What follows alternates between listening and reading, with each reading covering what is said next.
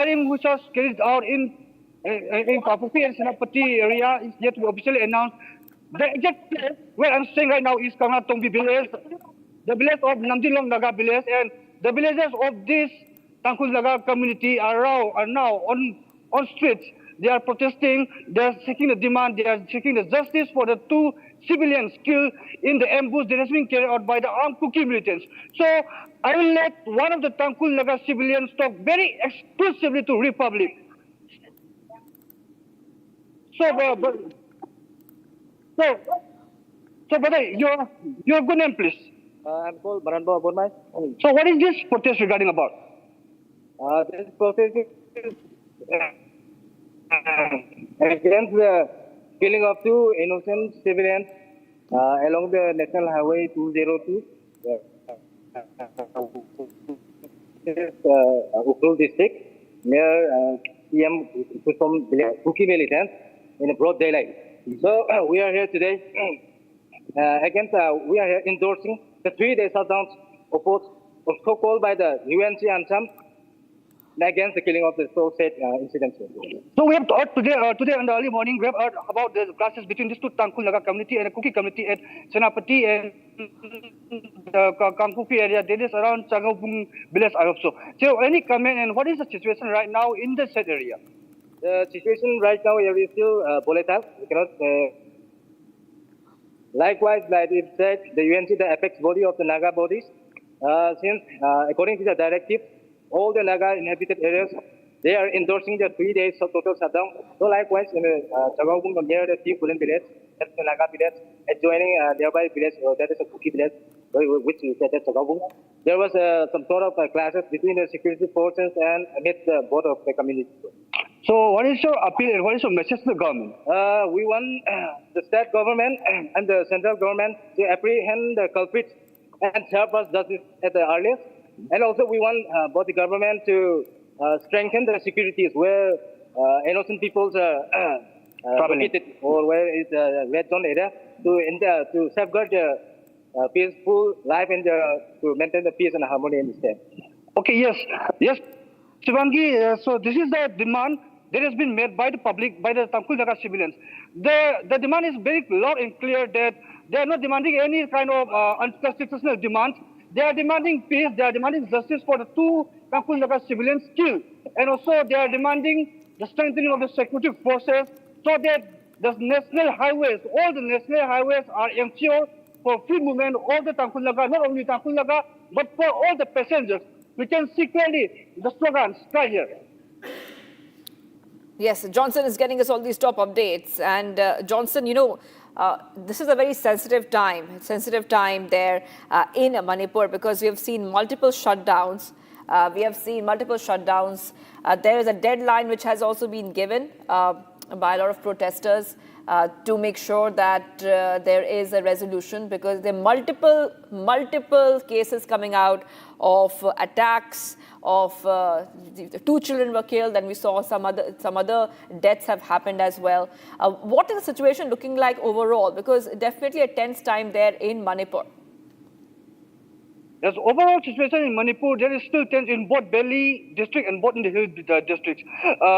Actually, in the Belly areas, there has been many targeted attempts. There has been many attempts targeting to kill very innocent lives. Recently, on April 7, on the very wee early of April 7, there is around 1:05 a.m.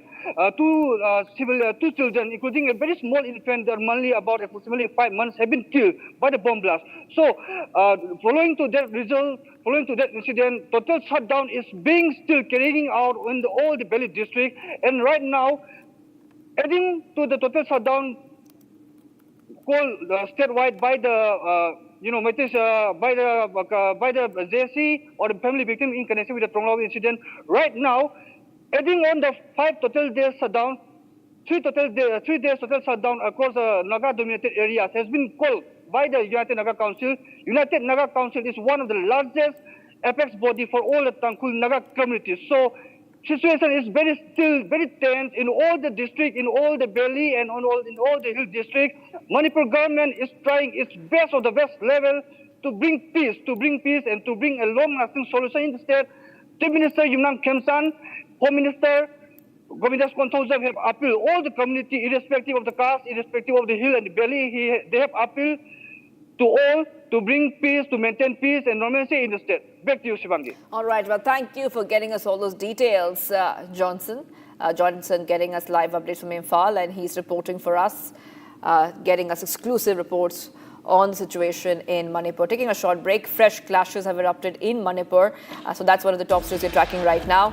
Amid shutdown, a firing has been reported. Republic continues getting you ground reportage on this story.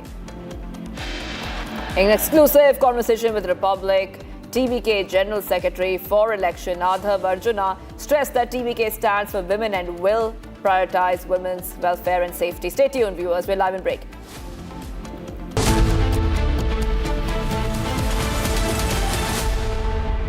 थोड़े में ज्यादा स्वाद यही तो है इसकी खास बात। वाओ मामा, क्या स्वाद है? अरे मेरे राजा, मसाला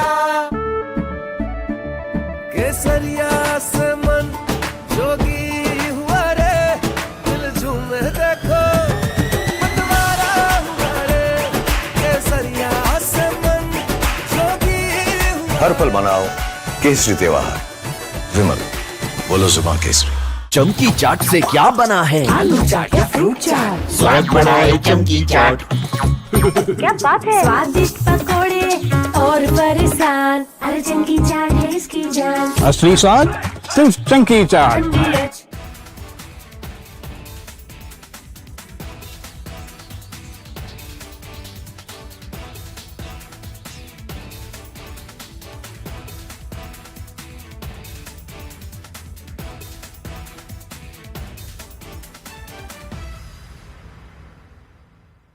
The Indian Air Force is giving its old MiG-29 fighter jets a powerful new weapon from Britain that turns them into modern fighters ready for today's battles. MiG-29s first came to India in the 1980s, have flown many missions along the tough borders with China and Pakistan. Now they are getting equipped with British AS.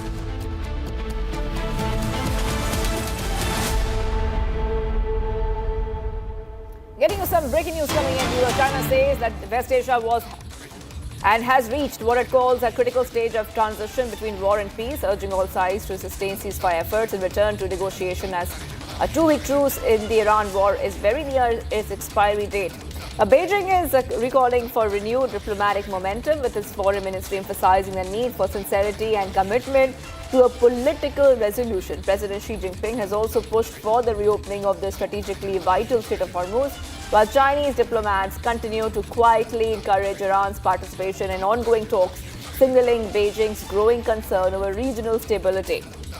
So big updates coming in here.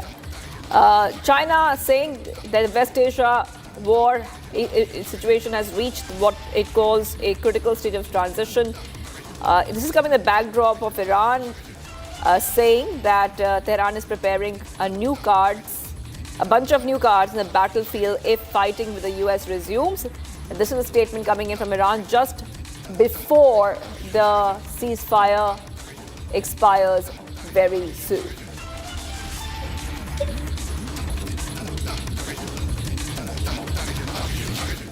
And viewers, India's shipping ministry said on Monday that an Indian-flagged vessel carrying crude oil and 31 seafarers safely crossed the Strait of Hormuz on Saturday. Now, the vessel is expected to arrive at Mumbai on Wednesday, and the crossing happened on the same day as India's two other vessels were forced to reverse course in the strategic waterway following reports of gunfire from Iran's Revolutionary Guard. India's foreign ministry summoned the Iranian ambassador in New Delhi following the incident and lodged its protest. Take a look at this report as we tell you what happened.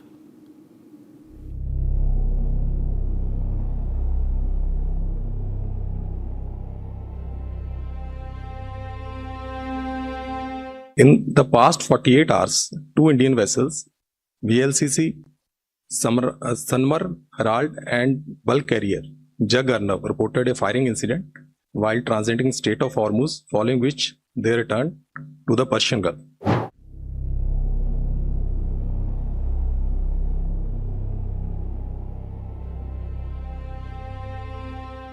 Indian flagged crude tanker Desh Garima carrying 97,422 metric ton crude oil safely crossed Strait of Hormuz on 18th April. The vessel with 31 Indian seafarers on board is expected to arrive at Mumbai on 22nd April 2026. In the past 48 hours, two Indian vessels, VLCC Sanmar Herald and bulk carrier Arnab reported a firing incident while transiting Strait of Hormuz, following which they returned to the Persian Gulf. There have been no injury to any crew reported. The ministry is in close and continuous communication with the crew, the owners of both the vessels, and continuously monitoring the situation.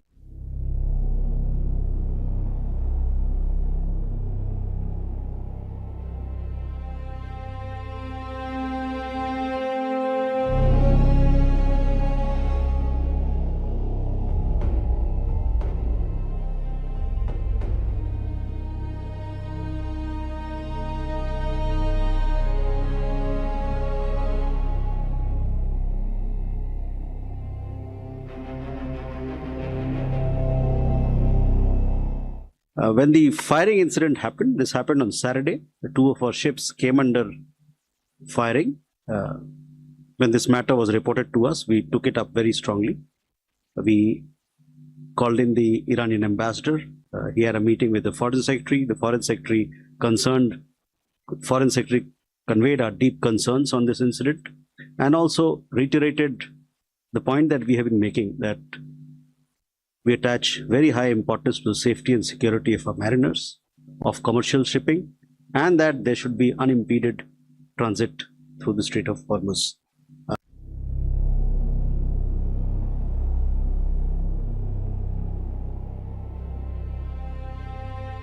We have several of our ships in the Persian Gulf, and we have been in touch with Iran and others so that we can have safe exit of our ships through the Strait of Hormuz.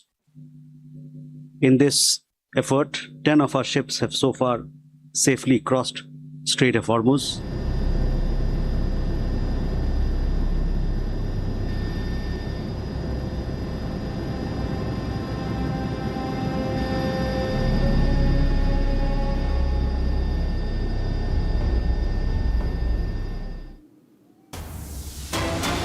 We're getting some breaking news coming in. At present, there are 14 Indian vessels stranded in the west of Strait of Hormuz. 13 Indian flag vessels and 1 Indian-owned vessel. Ministry of Ports, Waterways and Shipping has said this. So we're getting these updates coming in. 14 Indian vessels stranded in the Strait of Hormuz. This is a statement which has come out from the Ministry of Ports, Waterways and Shipping. India has also stepped up its diplomatic efforts in engagement with Iran to secure the safe passage of its vessels in the Strait of Hormuz. And there's a lot of diplomatic efforts which is already ongoing to make sure that these Indian vessels reach home safely. Right now, 14 Indian vessels are stranded in the Strait of Hormuz. We're getting these updates coming in, back-to-back updates coming in here on Republic TV. We have also spoken to a couple of seafarers who have been stranded in the Strait of Hormuz. In the past, Republic has spoken to them, and they have spoken about what has been happening there since they have been stranded. Some of them have been stranded since February. Right now, there's still 14 Indian vessels stranded in the Strait of Hormuz as diplomatic efforts continue for their safe passage back home. So this is what we see right now. Back-to-back updates coming in here on Republic TV. 14 Indian vessels still stranded there. And coming in the backdrop of course, a lot of tension around the Strait of Hormuz with the situation evolving between Iran and the United States. So as the ceasefire expiring very, very soon, there will be, of course, a big question mark as to how will the situation in the Strait of Hormuz be resolved. 14 Indian vessels still stranded in the Strait of Hormuz as diplomatic efforts continue to bring back these vessels. We're getting some more breaking news coming in. Let's go ahead to the next set of breaking updates we're getting for our viewers. NEA says So far, 8 Indian nationals have lost their lives. Meanwhile, one other remains missing since the conflict escalated in West Asia. So 8 Indian nationals have been killed in the West Asia war. That is what we are seeing right now in terms of the figures. It's very unfortunate that these numbers have come out in terms of the Indians who have lost their life. But the MEA is coming out with some official numbers there, and it says, according to the latest coming in, that so far 8 Indian nationals have lost their lives and one other remains missing since the conflict escalated in West Asia. So 8 Indians have lost their lives in the conflict so far, according to the latest update that we are getting for you. So many of these Indian nationals have been killed. Some of them have been killed in parts of the Gulf, as Iran has been striking many Gulf nations. So this is what we see right now, viewers. And we see that the embassy of, remember that even just some time back, the embassy of India in Kuwait had expressed deepest condolences at the tragic demise of an Indian national due to an attack in a desalination facility in Kuwait. So that happened a few weeks ago. And now the total number is standing at 8 Indians who have lost their life due to the attack in the West Asia region because of the escalating situation between Iran and the United States. Okay, we will be moving ahead right now, viewers. Much more coming up. We will be tracking the latest updates. Fresh clashes are also being reported in Manipur as tensions escalate. Firing has been reported. And an exclusive conversation with Republic TVK General Secretary for Election Arnab Arjuna stressed that TVK stands for women and will prioritize women's welfare and safety.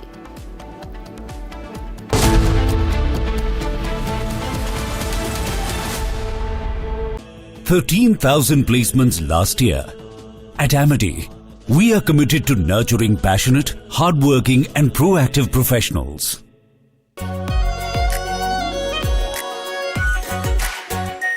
Our pure Shahi Paneer Masala. Delicious, healthy, every day. AU savings account में मिलते हैं amazing benefits, paperless banking and higher interest, वो भी हर महीने। Money money money money every month. सोच बदलो और बैंक भी। The Indian Air Force is giving its old MiG-29 fighter jets a powerful new weapon from Britain that turns them into modern fighters ready for today's battles. MiG-29s first came to India in the 1980s, have flown many missions along the tough borders with China and Pakistan. Now they are getting equipped with British ASRAAM missiles that make them as strong as NATO planes in close fights. The Ministry of Defense sent out a request for proposals to fit the Advanced Short-Range Air-to-Air Missile on the MiG-29 UPG version. Join me, Gesu Bharadwaj, at 6 p.m. today on Verdict 2026. In an exclusive conversation with Republic, Arnab Arjuna takes on the DMK and Kamal Haasan ahead of the Tamil Nadu polls. BJP's final push for West Bengal, Amit Shah has on cards 4 major public rallies as the state heads to polls on the 23rd and the 29th of April.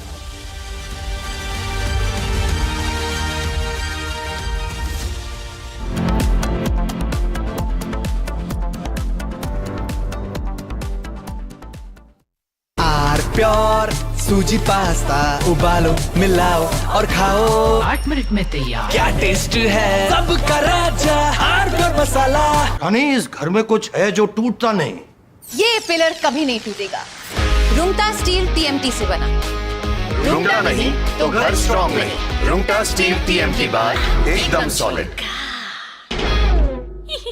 थोड़े में ज्यादा स्वाद यही तो है इसकी खास बात। वाओ मामा क्या स्वाद है। अरे मेरे राजा सबका राजा pure masala.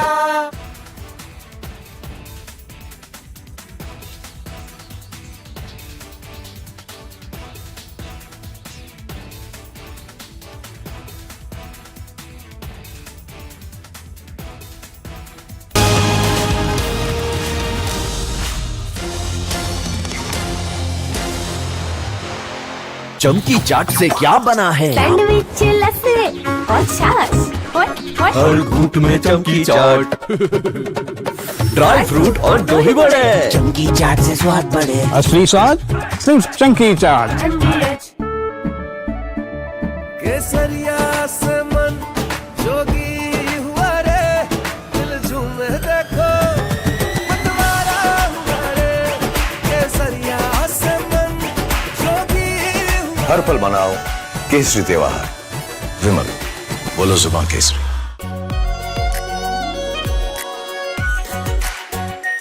Are pure shahi paneer masala, delicious, healthy everyday. The Indian Air Force is giving its old MiG-29 fighter jets a powerful new weapon from Britain that turns them into modern fighters ready for today's battles. MiG-29s first came to India in the 1980s, have flown many missions along the tough borders with China and Pakistan.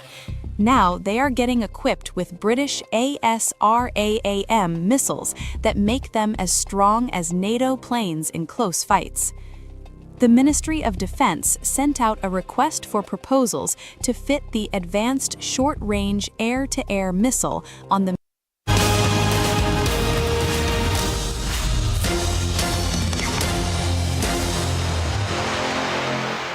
Why does Stalin government do corruption in that? When we want to give farmers 6,000 rupees every month, the list has to come from the state government. Why have they removed 20 lakh farmers from there? Is it because they are anti-farmer? They don't want farmers to get benefit of central schemes? The Stalin government has failed. Whether it is development, whether it is administration, whether it is public welfare. They have failed in every count. They have failed to protect Tamil culture. The only thing they have done is protect one family.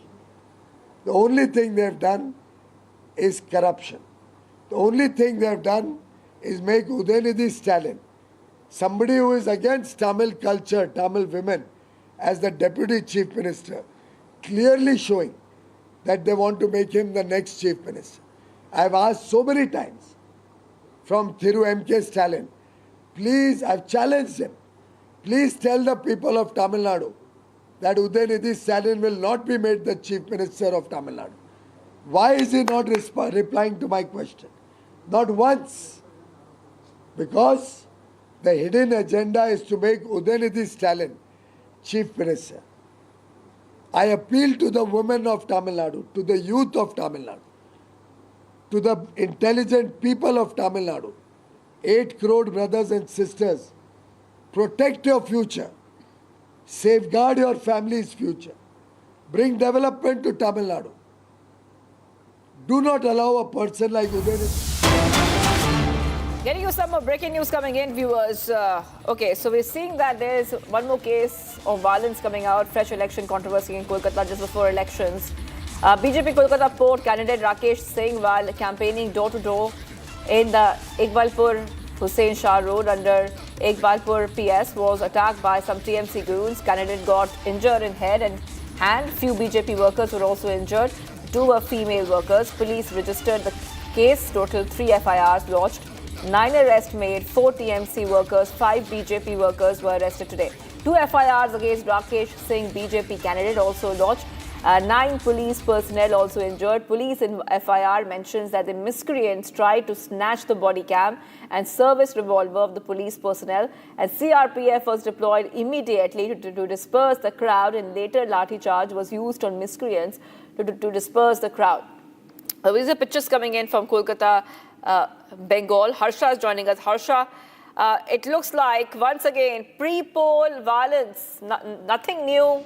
You know, before every election in West Bengal, we see pre-poll violence on day of polls, violence even after polls. What's the latest coming in right now?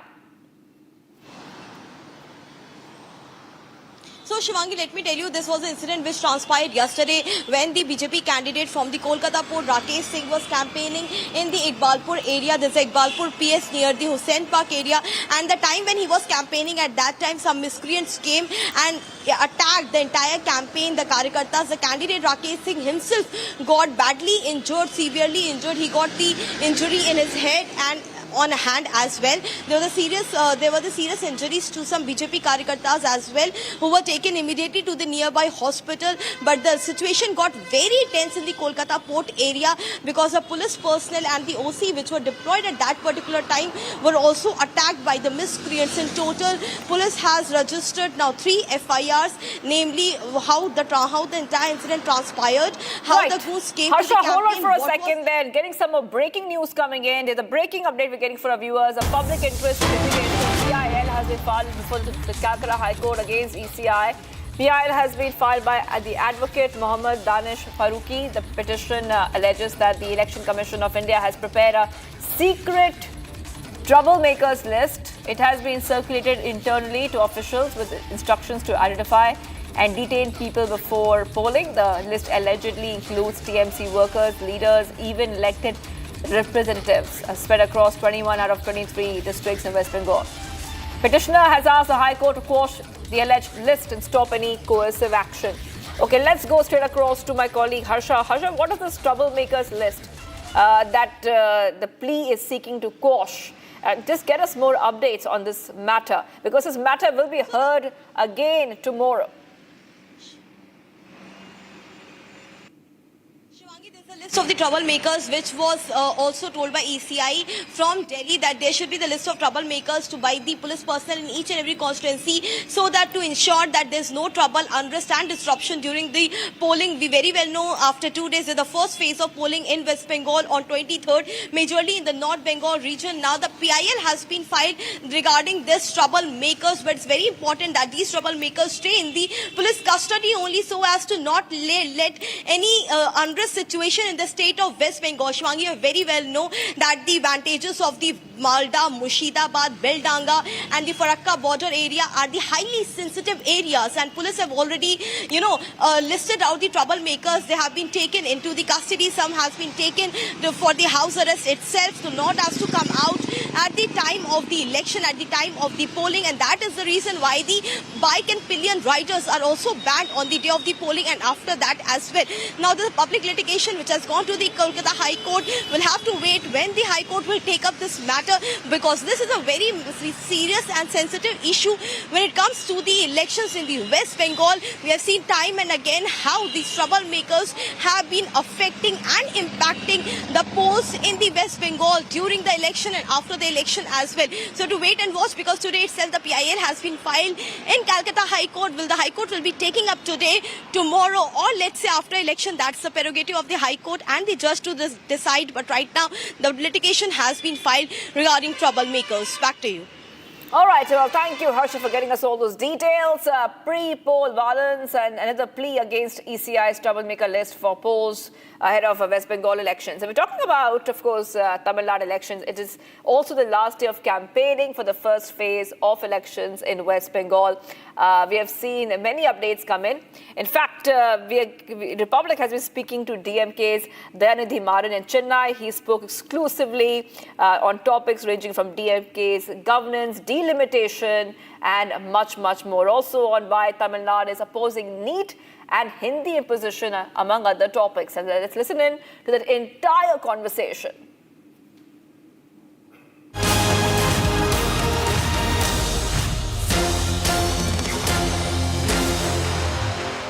So my first question to you, last time you spoke to us, you spoke about how delimitation is not necessary, and there was no 2/3 majority in the parliament, and the bill was not able to be passed in the Lok Sabha. How is DMK in reaction for this? So let's understand how BJP was trying to hoodwink the people of the country.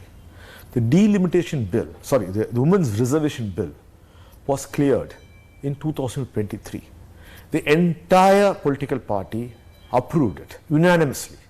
So it was approved in 2023, but it never was executed in 2024 elections.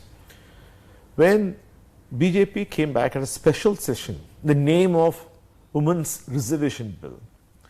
They didn't come with just a women's reservation bill. That was the front cover. Behind the women's reservation bill, there was the delimitation, where they are trying to increase from 543 to 850 seats. And behind that, there was a constitutional amendment saying that henceforth they don't need any parliament approval or 2/3 majority. This is amending the constitution, saying that henceforth the delimitation committee will decide which state will get what kind of representative. So we said, this is not the way. You have cleared it. And exactly on 16th April night, the 2023 bill, which was cleared unanimously by all the parties, got gazette notified. So we asked the parliament, listen, we have gazette notified after nearly 3 years. Why are we discussing the women's reservation bill? That means it has been notified. The devil was in the detail. They want the delimitation bill, which is covered up, so that they can take advantage of the women's reservation bill in the name of and punish the states which do not vote for BJP. They have already taken our rights. If you see, all the southern states which followed the population norms have now got good population control, and we are showing progresses. And those states which refuse to follow the union government's diktat of controlling the populations are now booming. They have a population boom, and so is the economy not doing that well, because they are not able to give social security or trying to give them education. Whereas states which control the population were able to invest in the social security network and also bring in education to the people, and they are in turn contributing to the development of the economy. And that's the reason Tamil Nadu's economy is 11.2%. So, and also we contribute the most as income tax, as GST from our state, which we get pittance as return. All this money is taken from our share and given to those states, Uttar Pradesh, Bihar, Rajasthan, Madhya Pradesh, from our pool, and we don't get that. At the end of the day, we ask that how come that we contribute, we are a very good performing state, why are you depriving us? And now in the name of delimitation, what are we trying to do? Reduce the number of representation. It was a oral observation made by Mr. Amit Shah in the parliament. Oh, we'll give you 50%. See, he has no powers to do that, because he has given that power to the delimitation committee, which will decide what representation will be made by each state. That means you are again trying to cheat us, lie to us. In fact, what should he have done? If Amit Shah wanted the support of the southern states, he should say, listen, I agree. A lot of injustice has been done to the southern states because of BJP. Henceforth, we will not implement NEET in these states. We will not force Hindi into the state. We will respect all southern languages and we will make them as a national language. We will ensure that equal representation is given to the southern states so that their progress is not denied.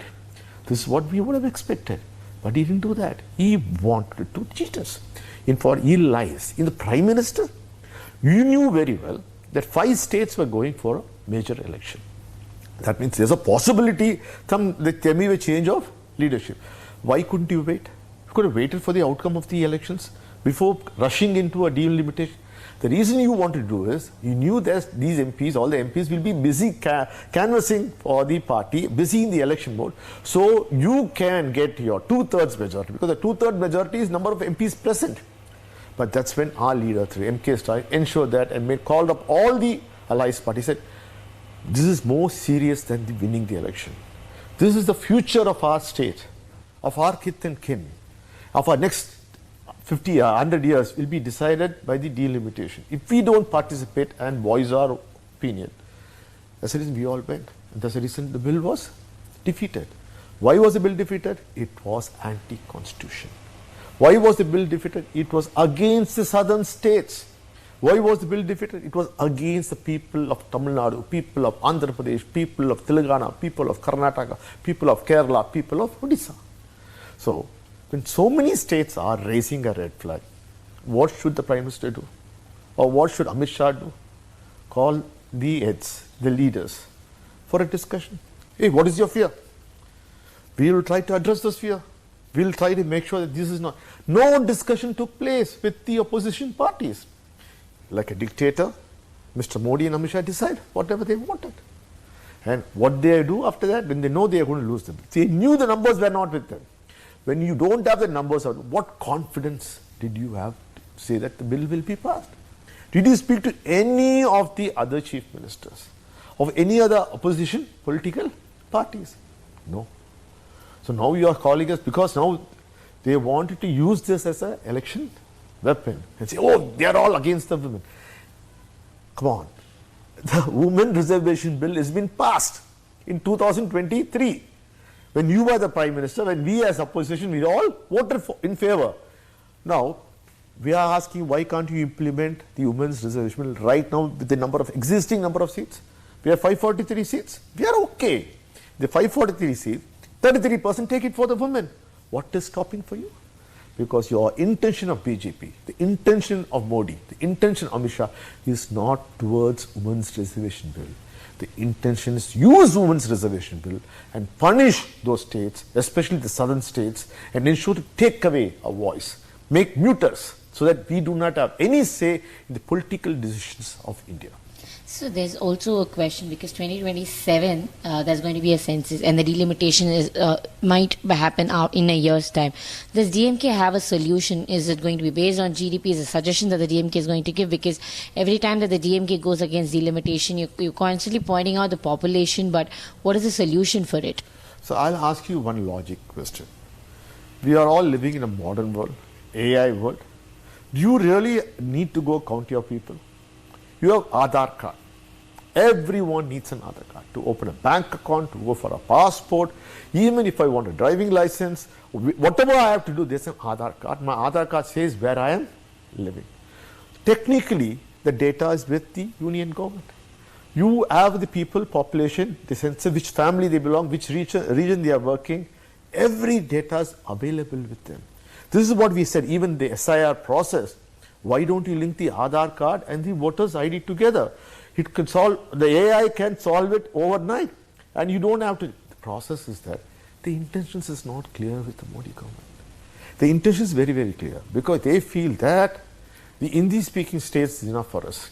We can fool those people. They believe us. In the worst case comes, we can divide them in the name of religion. Now they want to divide the country in the name of language. Is it fair? I'm not talking for Tamil alone. I'm talking for Malayalam. I'm talking for Kannada.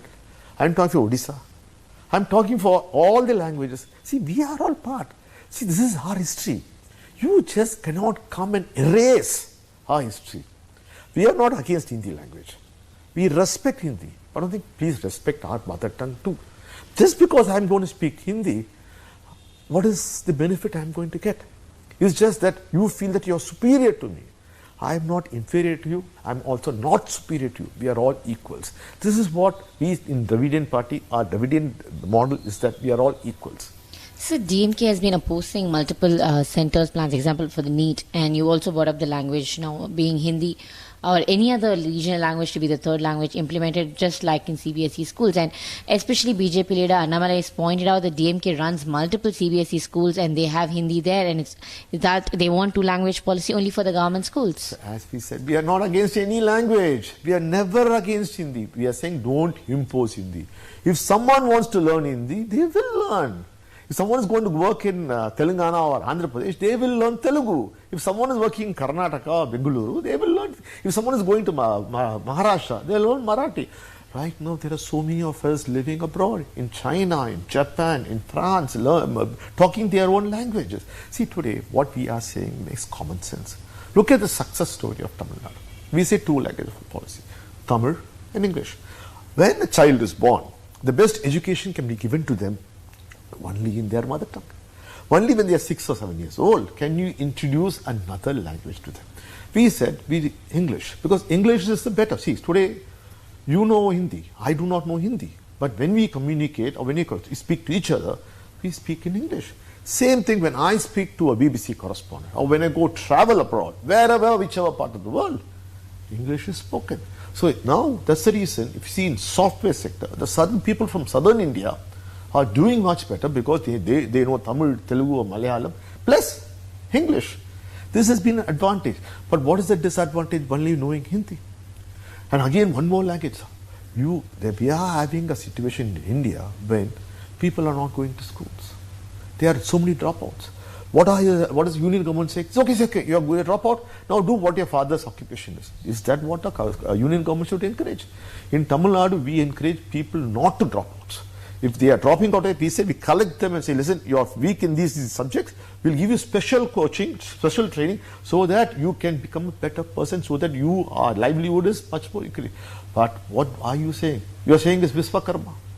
Viswakarma is that you do whatever. Is that what you want to do? What are you trying to make a nation of? A nation should be an educated nation. Only an educated nation will develop. If Tamil Nadu develops because it's Tamil and English, we are not against Hindi. By learning Hindi, is my income going to benefit? Today, if you see in Tamil Nadu, because all those Hindi-speaking states, which have been taking away all our income and prospering, they are not being giving education properly. They are not being able to give employment properly. They are coming and working in our states. In fact, he'll say that, why don't you make Tamil compulsory in all the Hindi-speaking states? Eventually, they're going to come here to work. We are the ones who are providing them employment. We are never against them. They speak, in fact, better Tamil than us. They are literally part of our state, because our state is supporting their families. And we are always been open to anyone to come and work in our state. We also encourage our people to work in other states too. That is, let the demand necessity take care of it. Who are you? Government should govern. Government should not come into religion. Governance is not coming and say what you should eat, what you should wear, what you should talk. The moment a government does that, it is no more a government. It is trying to be something else. So the election is going to happen day after tomorrow. For the last 45 days, you along with all the DMK leaders have been campaigning very strongly. But something that the DMK is constantly banking on is what happened in the last 5 years. And you point out DMK 2.0 and the governance in the last 5 years. You're banking on the schemes that's already been given to the people. So for the next 5 years, what do you think the people will based on and vote on? Because in taking the promises, it's all increase of the welfare schemes that has already been done. There's nothing new in the manifesto that the DMK has announced. See, the proof of the pudding is in the eating. The last 5 years, compared to the previous 10 years of AIADMK, how the state economy fell down, how the employment rate fell down, and unemployment rate increased. People were not able to get jobs. We had the severe COVID. How the DMK administration, under the able leadership of M.K. Stalin, took the state to new heights, saved the people, and ensured that the economy, which dipped during the COVID, rose. And we had to compete with the other states. Now we are competing with other countries to come and invest in our state. Moment we give good infrastructure, a lot of industries from abroad come and invest in our state. That in turn generates more employment. So gone are the days when the government was providing employment. What is Modi government doing? Selling all the public sectors to Adanis and Ambanis. But we are saying we don't want, we will create private sector, let the government do it.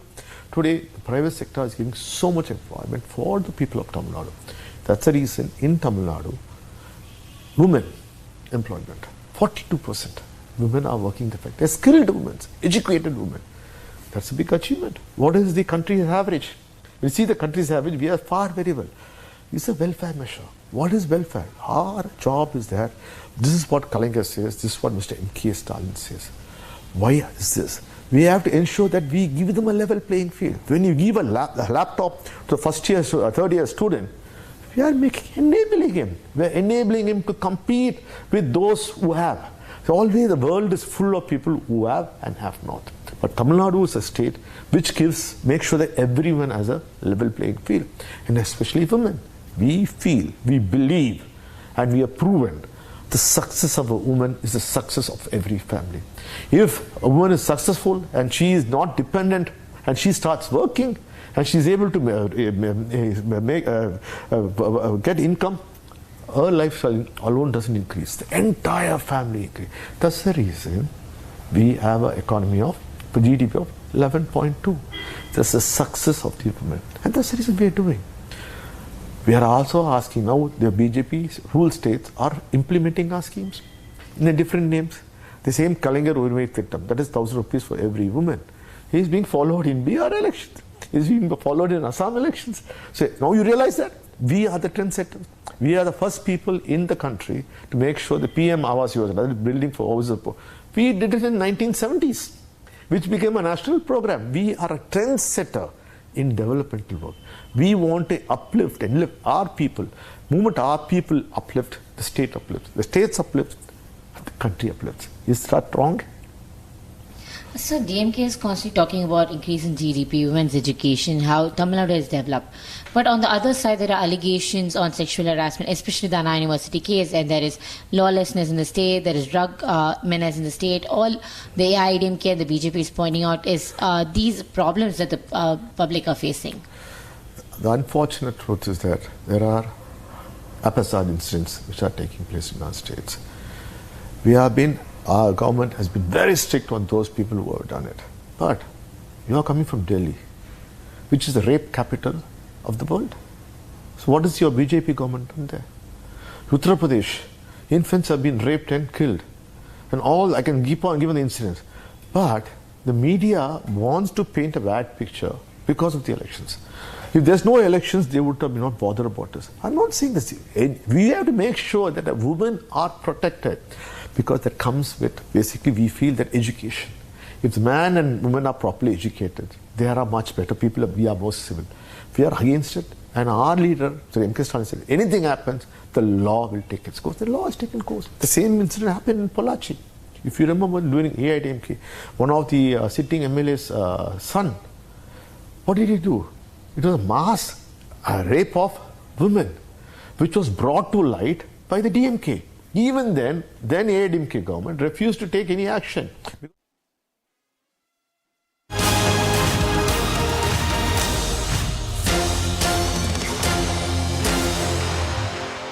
Viewers, taking a short break. Congress president does a U-turn on the Modi terrorist comment and says that he meant Modi terrorizes people. So we're getting you all these updates coming in after a short break. Stay tuned.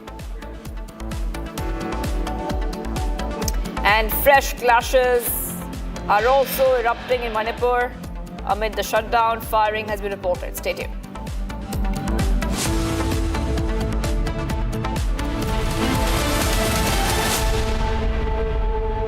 AU current account के साथ मिलता है free UPI QR overdraft facility और एक ही app से bank के सारे काम। AU सोच बदलो और बैंक भी।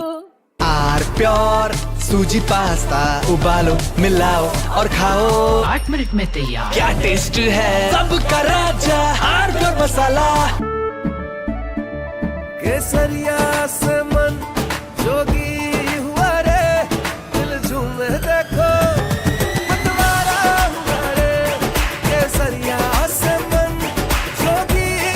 हर पल मनाओ केसरी त्योहार। विमल, बोलो जुबान Kesari.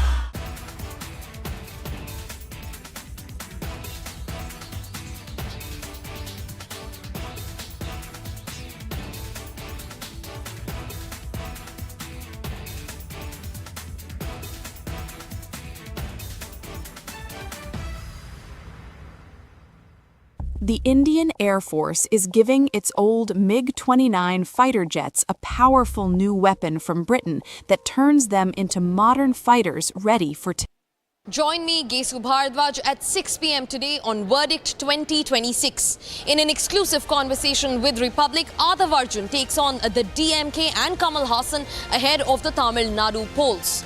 BJP's final push for West Bengal, Amit Shah has on cards 4 major public rallies as the state heads to polls on the 23rd and the 29th of April. प्यास बुझाए ठंडक लाए सबको भाई जीरा से MTH का जल जीरा जीरा से जीरा से असली रिफ्रेशिंग असली स्वाद असली मजा MTH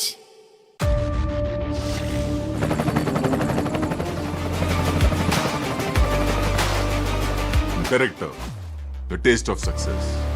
थोड़े में ज्यादा स्वाद यही तो है इसकी खास बात। वाओ मामा क्या स्वाद है। अरे मेरी राजा। सबका राजा R pure masala.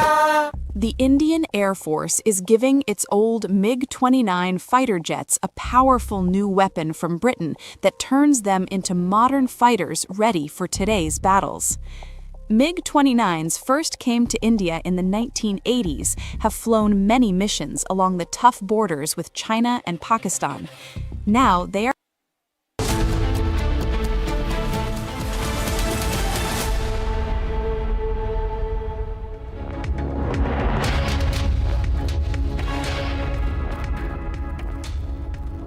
Good evening, welcome to Republic, and we're going to give you more details on how the flesh crashes have erupted in Manipur. And we're also going to tell you, amid this, there's a shutdown, there's firing reported. First, a look at our top headlines.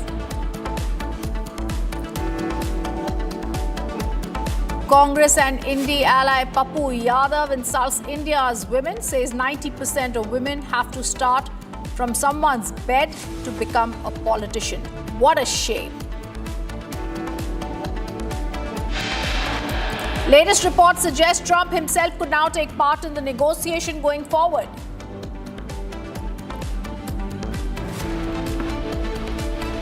Iran's Supreme Leader Khamenei reportedly gives a green light, approving participation in impending second round of peace talks.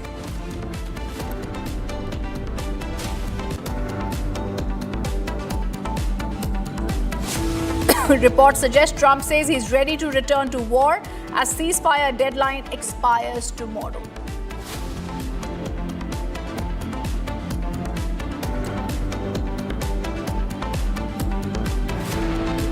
Fresh clashes erupt in Manipur near Kangpoki Senapati border amid shutdown. Firing is now reported.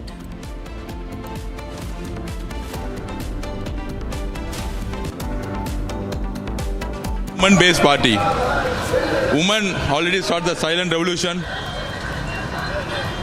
Almost out of 75% women supporting us, and also youth. In an exclusive conversation with Republic TV, TVK General Secretary for Election Arnab Arjuna stressed TVK stands for women and will prioritize their welfare and safety. Noida protests key conspirator Aditya Anand reveals amid interrogation that a WhatsApp group named X-Storm was made to circulate provocative videos.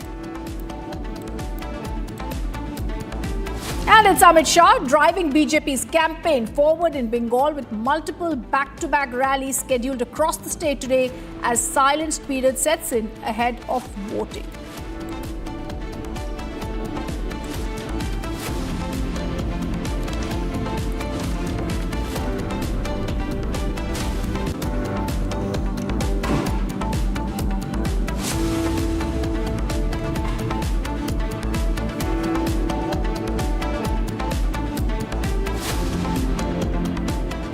Good evening, welcome to Republic. I am Ridhum, and our top focus today. Congress President Mallikarjun Kharge on his statement on Prime Minister Modi has said he wants to clarify he meant Prime Minister Modi is terrorizing people, not that he is a terrorist. He wants to now control everything. ECI delimitation, that is why he says, I stated that. Viewers, this is the breaking news coming in. This is Kharge's clarification after stating that I did not mean to call him a terrorist, but that he's terrorizing people. Take a look. Just I wanted to clarify that Modi always threatens and always is, I told certain sequence, ID, ED, income tax, CVC, these institutions are in his hand. Again, this delimitation also he wants to take in his hand. Therefore, I say, in that context, terrorize you mean to say? He is terrorizing people and political parties. Now, and I never said he is a terrorist. Terrorizing this, that's why. Viewers, now let's also listen into what Kharge had originally said. How can they join with Modi, who is a terrorist and who is who won't believe in equality. His party won't believe in equality and justice. And these people are joining with them. It means that they are weakening democracy. They are weakening the philosophy of Annadurai, Kamaraj, Periyar and Kalingar and Baba Saheb Ambedkar. The Congress DMK alliance will continue to deliver welfare, inclusive growth, quality education and accessible health care. I want to go across to Tuhin Sinha, who's joining us now, BJP spokesperson. Tuhin, this is insulting the mandate of the people. By calling the Prime Minister a terrorist, Kharge has stooped to a lowest low. Well, for Kharge, this is not the first time he has made an abusive comment against Prime Minister Modi. Even in the past, he has called him Ravan, he has called him snake. Today, he calls him terrorist. I think it is about time Rahul Gandhi and Priyanka Gandhi take a call on Kharge because he seems to be mentally unfit to be the president of the Congress party. If this is the word that he uses in a democracy for a prime minister who has won 3 successive Lok Sabha mandates, then I think, Kharge is not mentally fit to be in politics. And if this is the level of anger that the Congress party has against the BJP and Prime Minister Modi simply because they are not able to compete in the elections, I think, the Congress party should wind up. The Congress party should probably operate in some other country where it finds it easier to come to power and win elections. But I think this is an insult of the people of this country. This is an insult of 145 crore population. And this is an insult of the country. And I think nothing short of an unconditional, profuse apology from Kharge will suffice in this matter.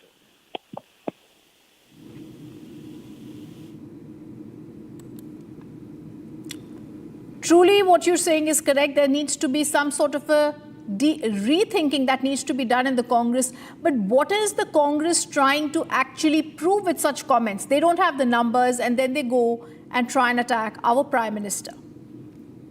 This is not the first time, as I mentioned. Kharge has a habit of, every month, twice he makes something, he says something absurd, he said something weird, and then he says, no, I was only trying to say that. Just 10 days ago, if you recall, in Assam, he asked the people of one of the border districts to identify BJP workers and RSS Karyakartas as snakes, as poisonous snakes, and go and kill them. Then in Kerala, he said that the Gujarati people are illiterate. So there is something fundamentally wrong with this Congress party. They don't think before making these statements. It is their frustration, it is their desperation, it is their despondency which makes them utter these words. And if they are so despondent, they anyway cannot be trusted with the mandate of the people, so they better wind up.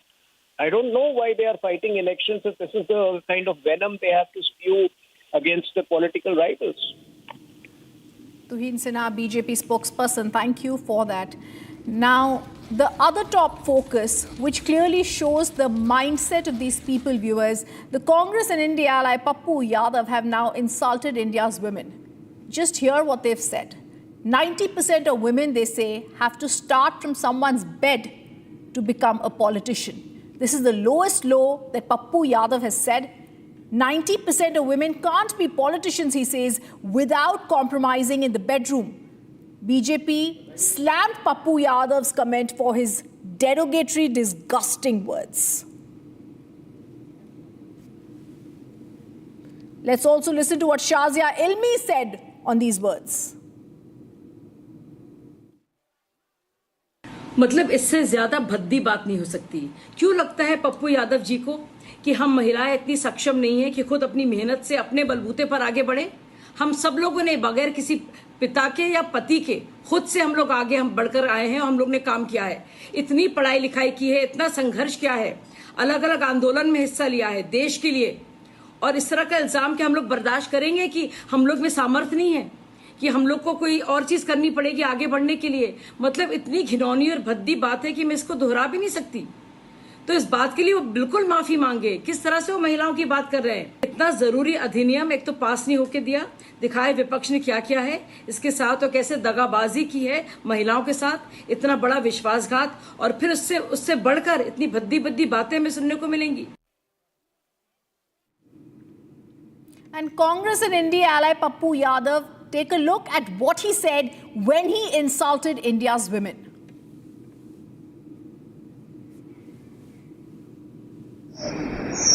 महिलाओं पे गिद्ध दृष्टि किसकी है? America से लेकर के भारत तक नेताओं की। बिना नेता के रूम के बगैर 90% महिलाएं राजनीति कर ही नहीं सकती। ये तो हर डेली, हर दिन नेताओं का सीसीटीवी फुटेज। घरेलू हिंसा कौन कर रहा है?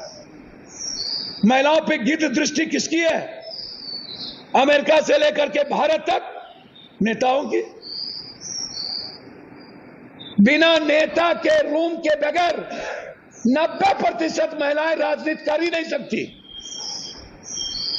ये तो हर डेली, हर दिन नेताओं का CCTV footage. 22nd April 2025, the day that shook the nation, sent shockwaves. 26 innocent civilians murdered in broad daylight. Side में था, एक इंसान है, उसने उसको गोली मार दी। Operation Mahadev, it was the ultimate answer that the enemy could never forget.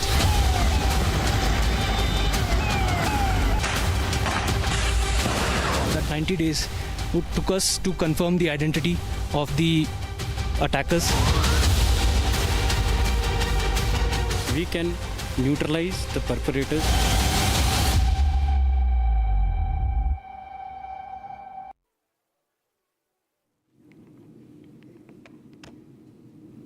Pakistan has ramped up security measures in Islamabad as it's prepared to host the second round of indirect US-Iran negotiations. Authorities have tightened security across the capital. They've closed major tourist attractions. They've asked hotels to cancel bookings. They've deployed troops at checkpoints in Islamabad, turning parts of the city into restricted zones. Remember, viewers, the high-level talks are seen as critical opportunity to extend the fragile ceasefire and resolve key disputes. It includes the reopening of the Strait of Hormuz. Local residents react, expressing cautious optimism, hoping negotiations will finally bring an end to the conflict. Many believe diplomacy is the only way forward and are praying for a very successful outcome. However, there are no official details that have been released regarding the exact date, the time, or the venue. Take a look at this report.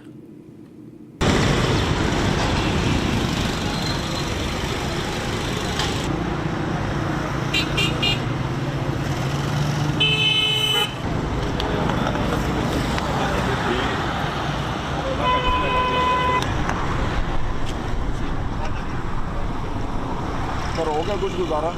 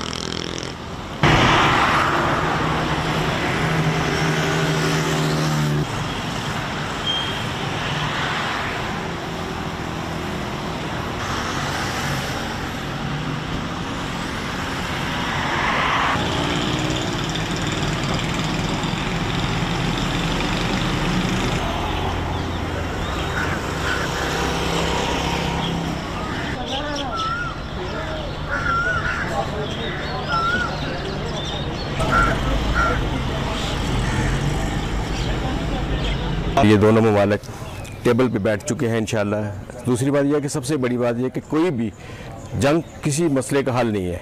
आप कुछ बहुत सी पुरानी history उठा के देख लें, जो भी मामला होते हैं वो टेबल पे बैठ के होते हैं और ये इंशाल्लाह ख़त्म हो जाएगी और ये टेबल पे बैठ चुके हैं।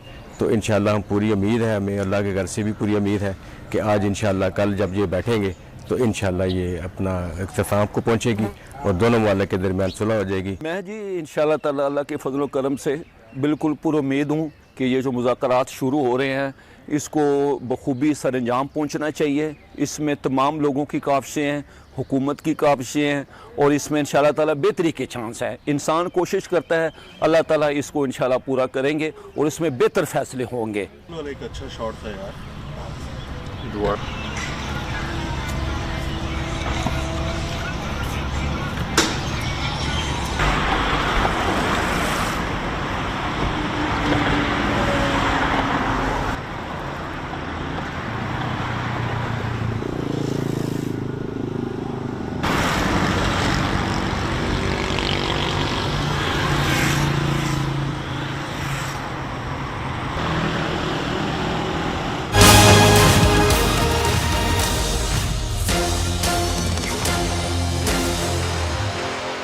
Also now going to go across to my colleague who's going to be telling us what's happening in Sattur, Tamil Nadu, where Chandrababu Naidu is speaking.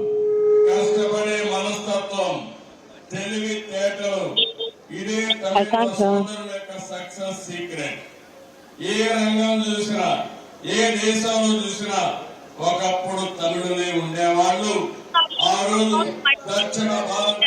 I can't hear what he's telling me also. ఎన్నో పరిశ్రమలకు నాంది ఇక్కడే మంత్రిగా పనిచేశాడు నాగేంద్ర గారు, జయలలిత గారి cabinet లో అనేక పరిశ్రమలు తీసుకొచ్చాడు. నేను అదే గుర్తు చేశాను.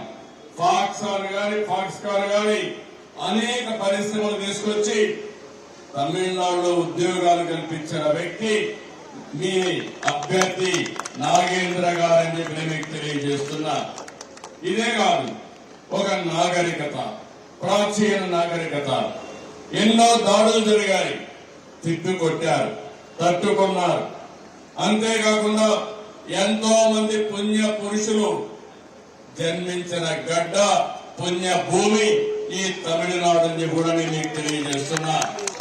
కన్నగి, తిరువళ్ళవార్, కంబన్, సుబ్రహ్మణ్య భారతి, సివి రామన్, సర్వేపల్లి రాధాకృష్ణన్, శ్రీనివాస రామానుజన్, అబ్దుల్ కలాం కూడా ఈ రాష్ట్రం నుంచి వచ్చారు. స్వామినాథన్ అగ్రికల్చర్ రెవల్యూషన్ తీసుకొచ్చాడు. ఈ కాన్స్టిట్యూన్సీ నుంచి కామరాజన్ నాడర్ కూడా ఇక్కడి నుంచి వచ్చి దేశ రాజకీయాల్లో చక్రం తిప్పాడు. అవునా కాదా మీరు ఒక్కసారి గుర్తుపెట్టుకోవాలి. అంతేకాదు, వీర కట్టబొమ్మ వీర పాండ్యను కూడా ఇక్కడ వచ్చి బ్రిటిష్ వాళ్ళ పేరులో నువ్వెవడన్నా రావడానికి, నువ్వెవరన్నా ట్యాక్స్ అడగడానికి అని చెప్పి తిరుగుబాటు చేసిన స్వాతంత్ర పోరాట యోధుడు వీర పాండ్యన్. మన నాయకుడు ఎన్టీ రామారావు గారు ఒక సినిమా తీస్తే అందులో ఆయన క్యారెక్టర్ కూడా తీసుకునే పరిస్థితికి వచ్చారు. ఇంకో పక్క ఎన్నో ప్రాచీన ఆలయాలు, సాంస్కృతిక ప్రదేశాలు, మంచి టూరిజం సెంటర్స్ కూడా ఉన్నాయి. తంజావూరు, తిరుచిరాపల్లి, చిదంబరం, మదురై, కంచి, రామేశ్వరం, ఇంకో పక్క తిరువన్నామలై, ఇలాంటి పవిత్రమైన పుణ్యక్షేత్రాలు ఉన్నాయి. అరుణాచల శివుళ్ళు చూసేదానికి తిరువన్నామలకి తెలుగు వాళ్ళందరూ వస్తే పెరుమాళ్ళని చూడడానికి మీరందరూ ఇక్కడికి వస్తున్నారు. అది మన ప్రత్యేకత అని చెప్పి కూడా నేను మీకు తెలియజేస్తున్నా. నేను ముందే చెప్పాను, మనందరం ఒకటే. The battle verdict there, clearly we're following that. The other top focus, viewers, Manipur protests erupt in anger after killing of 5 in the rocket attack. Security forces on Sunday night used tear gas, smoke bombs, stun grenades to disperse the crowd, to disperse the protesters of the Mass Maira rally in Kalching, Manipur. The protesters were demanding justice for a 5-year-old boy and his 5-month-old sister being killed in the militant attack in Trongiobi, Awang, Leikai. along with the local police and security personnel. RAF personnel were also deployed to control the situation. Earlier, the Manipur police issued a stern warning on Sunday following the spike in violence during the recent public demonstrations.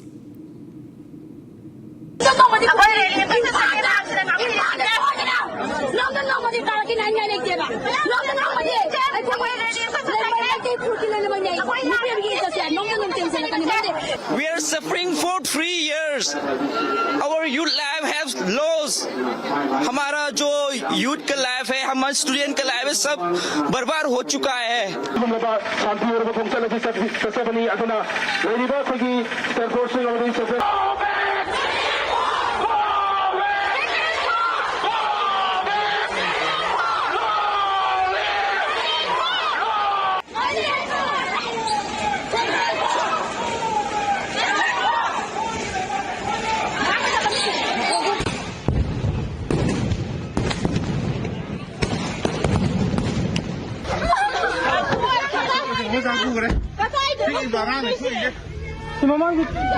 Hꯧji kuki bo mama yum da tasele munang pangida 깜짝이야. 어디 방법이 좀 어떤 비비오 봐.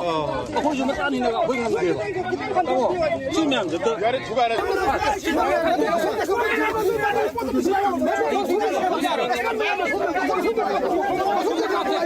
야로 아야 어떤 거 저게 봐.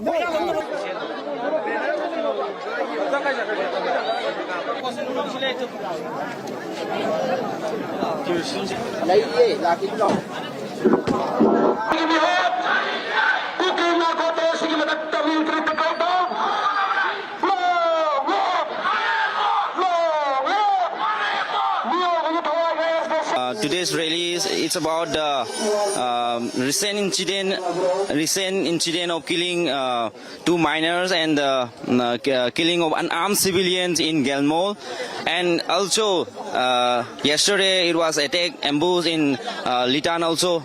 We condemn that killing also. That's why for peace rally we are marching this towards Khaba meeting. Here in this protest we are demanding to make justice of the brutal killing of the innocent children and innocent people.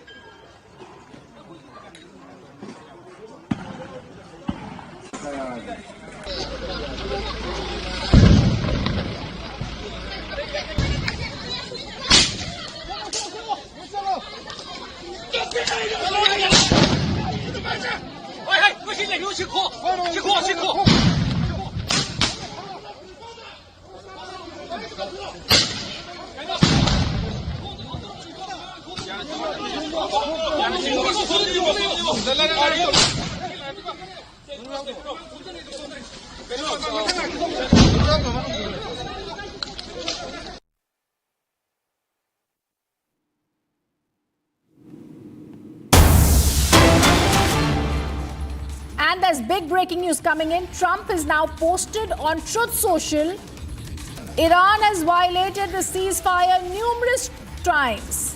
Another post by Donald Trump, now this time saying Iran has violated the ceasefire many times. It's a clear indication about what and where the ceasefire is going to go. A few minutes ago, we heard that Donald Trump had stated that it was possible he could be a part of the ceasefire. But now Trump says that Iran has violated the ceasefire numerous times. What is this going to lead to? Are we going to see an end of the ceasefire when the deadline is there tomorrow? Or is this just yet another twist and turn by the US president where he's trying to clear out and say that they're going to launch more attacks on Iran and Iran will be retaliating? Remember, viewers, US has already lost nearly $2 billion worth of military equipment And we really have to understand whether there's going to also be the second round of negotiations, whether Donald Trump could be personally there. What lies ahead? Islamabad was chosen as the place, and now we're seeing Trump saying Iran's violated. First, let's take a look at what's making headlines in India. We're going to cut across to the Home Ministry at a rally. Helipad वाले आ रहे हैं, बैठ जाइए। भाइयों बहनों, आज की सभा में मैं सबसे पहले चंडीपुर की इस क्रांतिकारी मिट्टी को प्रणाम कर कर मेरी बात की शुरुआत करता हूं। अंग्रेजों को ताम्रलिपि सरकार बनाकर जिन्होंने चैलेंज किया, वो चंडीपुर की प्रजा को मेरा सत सत नमन है।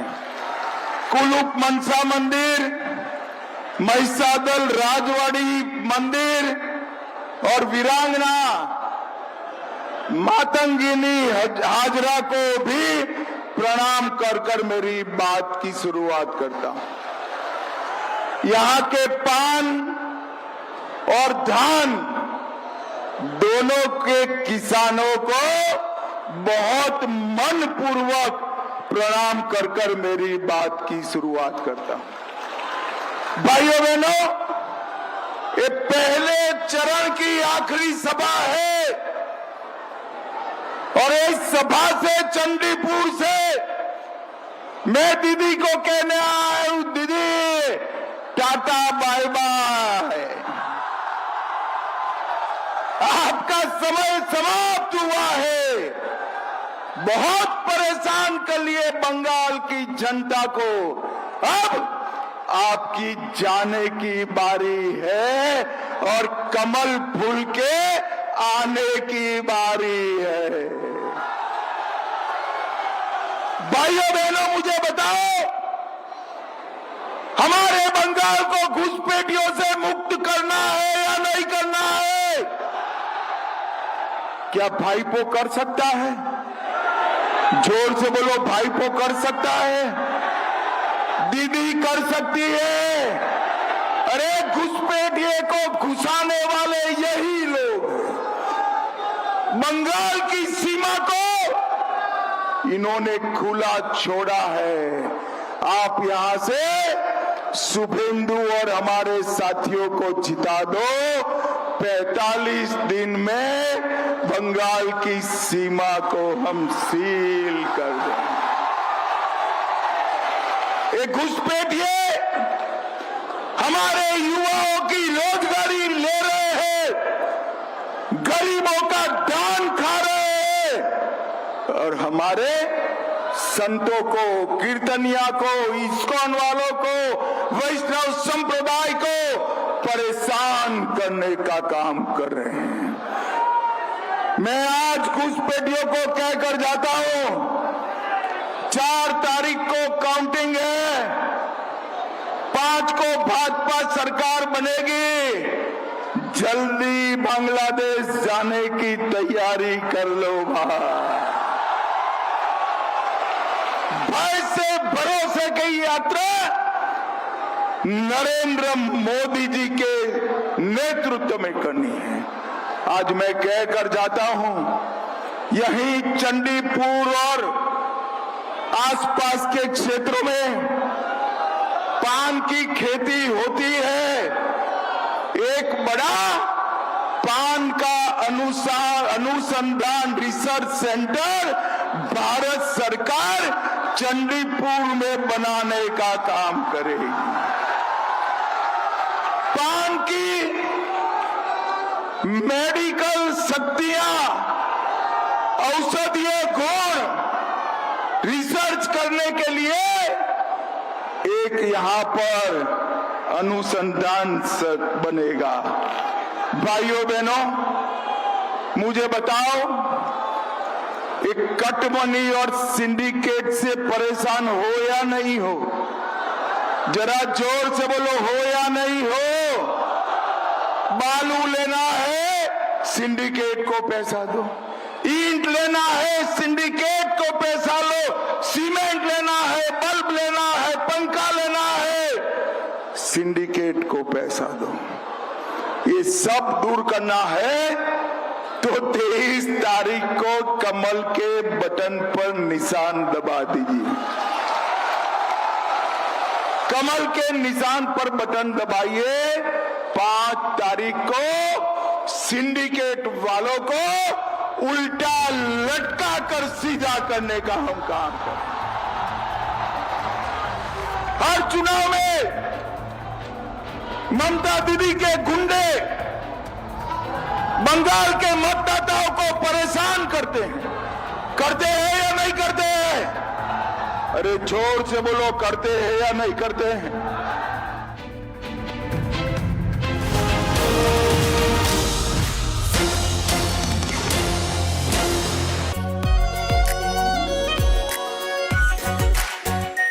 Are pure shahi paneer masala, delicious, healthy everyday. रानी, इस घर में कुछ है जो टूटता नहीं। ये पिलर कभी नहीं टूटेगा। रुंगटा स्टील टीएमटी से बना। रुंगटा नहीं तो घर स्ट्रॉन्ग नहीं। रुंगटा स्टील टीएमटी बार एकदम सॉलिड। चमकी चाट से क्या बना है? सैंडविच, लस्सी और छाछ और हर घूंट में चमकी चाट। अब बताओ, स्वाद आया? असली स्वाद सिर्फ चमकी चाट।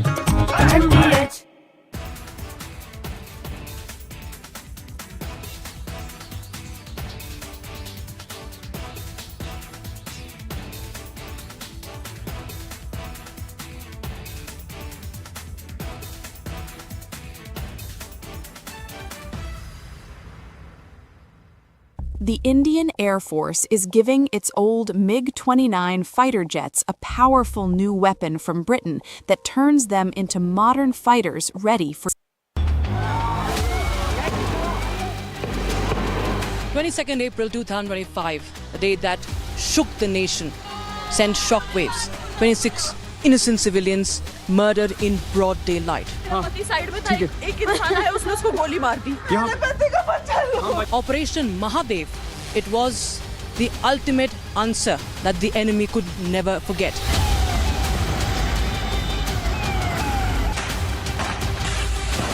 That 90 days it took us to confirm the identity of the attackers. We can neutralize the perpetrators.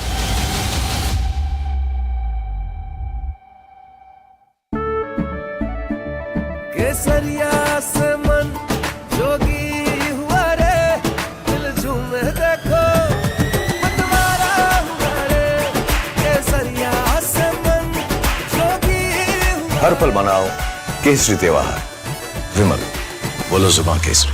Are pure सूजी पास्ता, उबालो, मिलाओ और खाओ। 8 मिनट में तैयार। क्या टेस्ट है, सबका राजा R pure masala. The Indian Air Force is giving its old MiG-29 fighter jets a powerful new weapon from Britain that turns them into modern fighters ready for today's battles. MiG-29s first came to India in the 1980s, have flown many missions along the tough borders with China and Pakistan. Now they are getting equipped with British ASRAAM missiles that make them as strong as NATO planes in close fights. The Ministry of Defense sent out a request for proposals to fit the advanced short-range air-to-air missile on the MiG-29 UPG version. This British missile from the company MBDA replaces the old Russian R-73 that pilots used for years.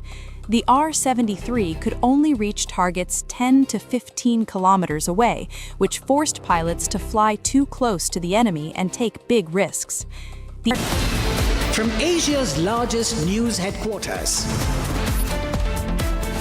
setting the agenda for Bharat.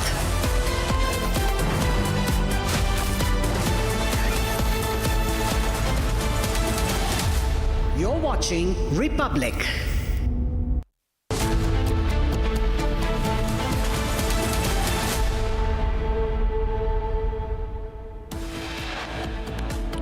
Congress and India lie. Pappu Yadav insults India's women leaders, says 90% of them have to start from some neta's bedroom to become a politician.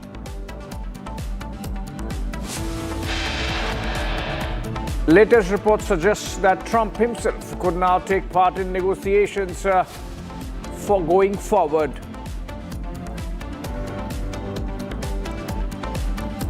Iran Supreme Leader Mojtaba Khamenei reportedly gives a green light approving participation in the upcoming second round of peace talks. And amid all the peace talk, Trump says he's ready to return to war as the ceasefire deadline expires tomorrow.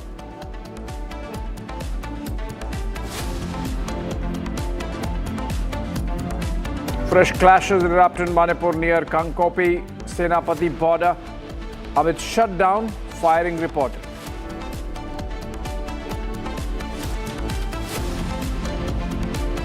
PK is a woman-based party.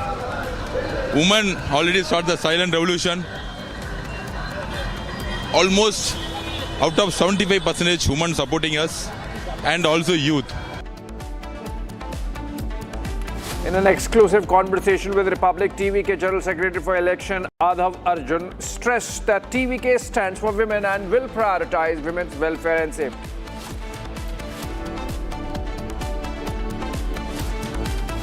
Noida protest key conspirator Aditya Anand reveals amid interrogation that a WhatsApp group named X-Storm was made specifically to circulate provocative videos leading to the violence. Amit Shah drives BJP's campaign forward in Bengal with multiple back-to-back rallies scheduled across the state as silence period starts in a couple of hours.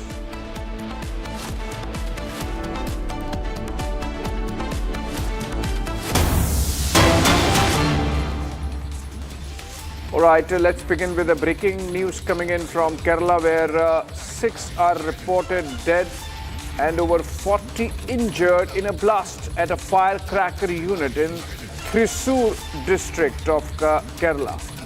And this is an update coming in. Remember, yesterday we had a firecracker unit blast in Tamil Nadu. Day for yesterday in Virudunagar, and that had led to loss of lives, 23 of them. These are pictures from Thrissur in Kerala, where a firecracker blast, look at the scale. It's a huge one. It seems the storage caught fire and led to the loss of lives.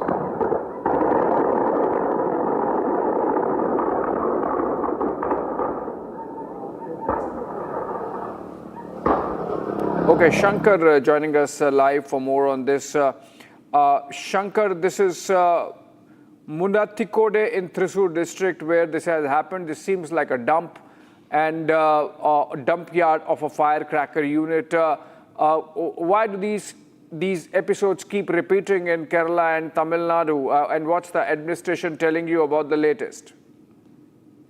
Yes, the blast took place at around 3:45 p.m. at Mundathikode in Thrissur in some sheds, which were temporary sheds, which were created for making firecrackers as part of Thrissur Puram, like a famous festival that is supposed to be held on the coming Monday, and the official inauguration of the festival started last Sunday, and the final ceremony, the final firecrackers and will be used for the festival on the coming Monday, and the over 50 workers were preparing firecrackers in the huge shed which was erected, which was arranged for storing a huge amount of fire explosives. These explosive materials are used for making the firecrackers, and the workers were preparing firecrackers when the accident took place. The exact cause of the accident is yet to be known. Like, in years ago, there was a huge protest against the fire using firecrackers in huge quantity at the festival, and the district, and due to the intervention of the government and even the court, there were some restrictions were imposed on this festival, and there has been the district collector started monitoring the preparations of the firecrackers directly, and despite taking all the safety measures, the blast took place in the shed where the firecrackers were being prepared. You know, the exact cause of the fire, the temperature in Thrissur district is almost 40 degrees today, and on top of that, some negligence from the side of the workers might have led to the blast. That is what the preliminary investigation says. When the blast took place, all the people in the surrounding area rushed to the spot. But soon multiple blasts occurred at the spot, and it prevented locals from rescuing the people from there. And the parts of the body of some people were seen detached from their body, and soon ambulances from various parts of the district and even the fire rescue service professionals reached the spot and started the rescue mission. And as many as 6 people confirmed dead at the Medical College Hospital in Mulangundathikau, and 15 people are still in critical condition. More workers, even the locals who injured while being engaged in rescue missions are also being admitted at the hospitals, and more people are in critical condition now. Yes.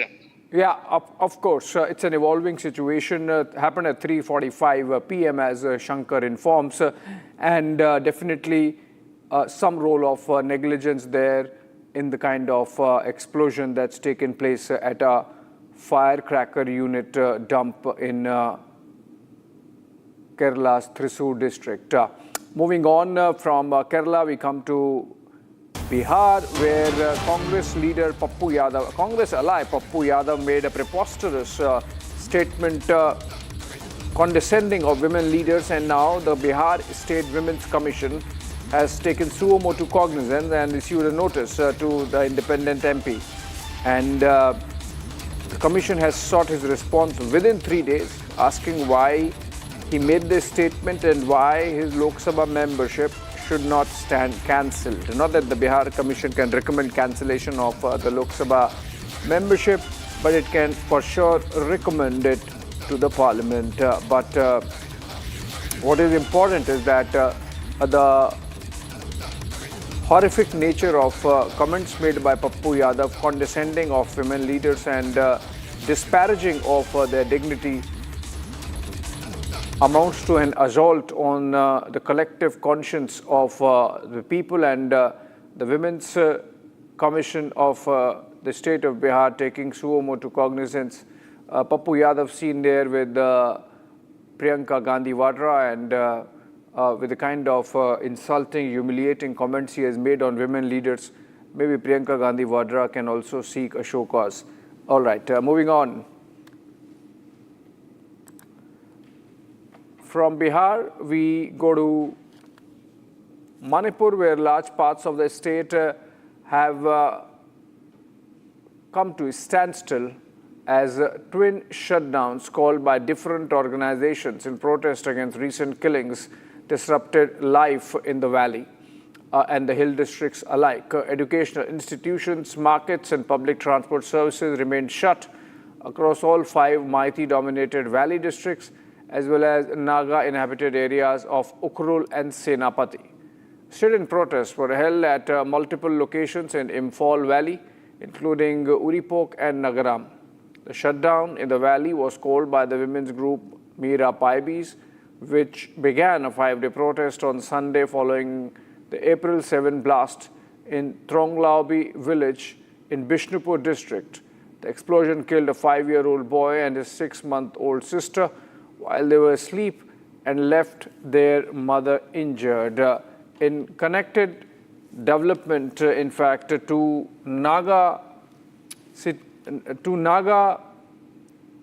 citizens of Manipur were also killed near the Ukhrul district, and so the Nagas and the Maitis have come out and have carried out this protest, are carrying out these protests and blockades in their respective territories, forcing or asking the government to act against those responsible. Johnson joining us live. He's been bringing us those pictures from across the affected districts of Imphal and Ukhrul and Senapati. Johnson, please tell us what's the latest in terms of the security situation and the government response to the protests that have panned out. Yes, as of now, there is no positive response from the government in connection with the shutdown so-called by the JC victim family of the Tonglawi incident, and also shutdown called by the United Naga Council. Situation is still under tense, very tense, in volatile situation in across the National Highway 202 Imphal Ukhrul Road and National Highway 2 Imphal Dimapur Road, and almost all the Naga dominated areas are right now they are on shut down. They are organizing a mass protest along the national highways. They are blocking the roads, and also in the recent development today itself, in the starting from the early morning along the national highway to Imphal Imphal Dimapur Road at Senapati and Kampongpi Junction area, youth protesters from the from the Naga youth, they have came out blocking the road, and on the other side, those who do not want this shutdown to be to be organized, key members come down from the hill areas, from various areas, and they confronted with the Tangkhul youth, and also huge clashes occurred between the Tangkhul youth and the Kuki youth, along with the security forces, and also firing sound was heard along this T Changobung area from nowhere, and authorities are yet to officially announce who are responsible for this firing. And also in one of the very big development in Valley area itself, across Thopal district, Chief Minister Yumnang Khemsan is planning to inaugurate one of the BDO office today itself, while various youths alleging that this Chief Minister Yumnang Khemsan led government is harassing and abusing the youth. Giving this allegation, youth of the Thopal district come out on the road and they restrict the visit of Thopal, Chief Minister Khemsan to Wangjing. But forcefully, Chief Minister Khemsan visited Wangjing district, Thopal district and Wangjing village, and inaugurated the BDO office by chopper. But trying to control these huge mobs, security forces even fired tear gas and live rounds, resulting into the injuries of one civilian who was a part of the protest, as per the official statement released by the police. And also one BJP person was also injured following the resulting to the act of the mob. Right now, Manipur is still tense, and also today also itself, huge Mera rallies are to be organized throughout the whole night, and from every day, starting from 23rd May, Belly district have been organizing Mera rally in connection with several incidents, and right now there is no proper investigation report. They have been published from the Home Department in connection with this killing of 2 minor child in Pronglawi, and also killing of 2 Tangkhul Naga youth along the Imphal Ukhrul Road.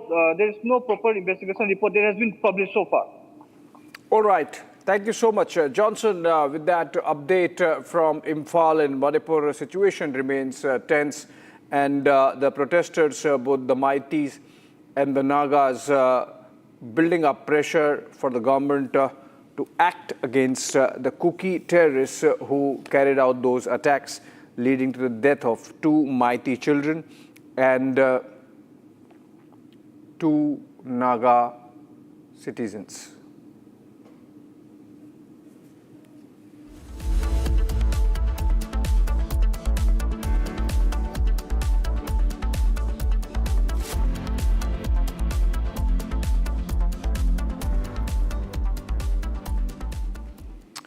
It's a year to the day when the Pahalgam terror attack was carried out by Pakistani terrorists. The dastardly, cowardly attack, horrific attack, led to the death of 26 tourists, almost all of them from outside Jammu and Kashmir. But there was one Kashmiri, Adil, who staked his life and stopped one of the terrorists by snatching his gun from killing more and creating more mayhem. That's how India responds today on the eve of the anniversary of the Pahalgam terror attack.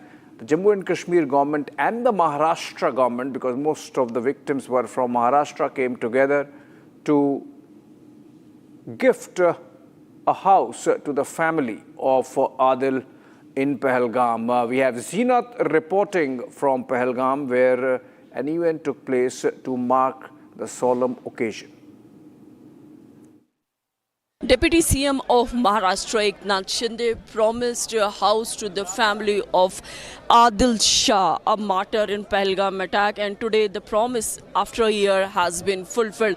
This is the very house that has been handed over to the family. The construction of the house, the expenses, the entire expenses were bought by the Deputy CM of Maharashtra. Adil is the one, the Poniwala, the guide who helped the tourists and also was one of the martyrs in the Pahalgam attack, because Pahalgam attack took place on 22nd of April 2025, in which 26 people lost their life. 25 were the tourists and 1 was the local guide, Adil. Today the representatives of the Maharashtra government were here. In fact, the crowd was addressed by the Deputy CM Eknath Shinde himself, where he talked about the courage of Adil and how he chose humanity over religion by saving multiple lives, and also was one of the one who snatched the weapon from the terrorists of the Pahalgam, and he was the one who took bullets on the chest. So his courage, they salute his courage, and also today the family was honored by the Maharashtra government. Before this, the financial assistance of some 5 lakh were already given to the family, and also the J&K government had given the job to the brother of Adil and wife, apart from the other assistance. This is one of the incident where we see the support coming from the Maharashtra government as far as the Kashmiri family is concerned. Naushad, आप आदिल के भाई हैं और आज शिवसेना की तरफ से आपको एक घर मिल रहा है, एक नया घर उन्होंने बना के दिया, उसके साथ एक फाइनेंशियल असिस्टेंस भी इससे पहले आई है। मैं सबसे पहले शुक्रिया अदा करूंगा जो हमारी महाराष्ट्र की सरकार है, हमारे महाराष्ट्र के जो डिप्टी सीएम है एकनाथ शिंदे जी, मैं उनका शुक्रिया अदा करूंगा, और उनकी जो टीम है, बाजीराव जी है और उनके साथी जो हैं हमारे लोकल यहाँ पे मोहम्मद शफी मागरे साहब जो है, बाकी लोग जो है, मैं सबका तहे दिल से शुक्रिया अदा करूँगा, क्योंकि जब 22 तारीख को ये हादसा हुआ उसके बाद फिर उन्होंने फ़ौरन अपनी टीम भेजी थी यहाँ पे, और उन्होंने फिर हमारी मदद भी की थी, और उन्होंने वो टाइम में अनाउंस किया था कि हम आपको एक घर बना के देंगे। तो आज उसी घर का इनागोरेशन था, आज वो घर पूरा कंप्लीट हो चुका है। उन्होंने जो जो कमिटमेंट उस टाइम की थी, अल्हम्दुलिल्लाह आज वो पूरी कंप्लीट हो गई है।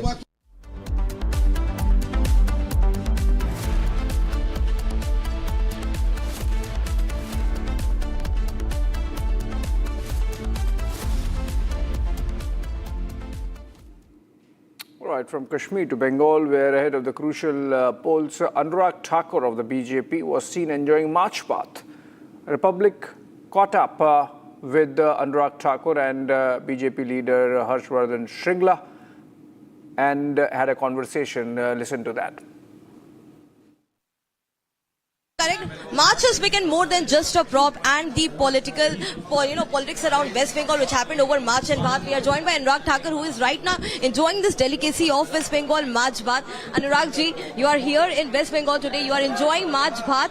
There was a lot of things which was said about March Bhat. Mamata Banerjee went on by saying that if BJP comes in power, the Bengalis will not be allowed to have March Bhat. But here you are, actually proving her and everyone wrong who had this. We have governments in 20 states where the NDA is ruling, 16 states where the BJP as chief minister. There is no restrictions on any kind of food habits. They are free to have whatever they want to have. They are free to speak, and they are free to follow any religion they want to. There is no discrimination.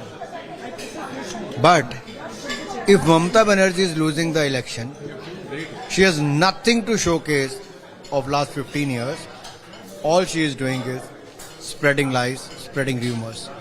But this election has become more of election of reform, election of restraint versus election of emotional sentiment, which Mamata Banerjee has been talking about. Do you also see this election just like that? I think it's Mamata versus Janta. The people of Bengal have made up their mind. They want to throw this TMC government out, which is terror, murder, cut money, TMC. People want to get rid of TMC, terror, murder and cut money.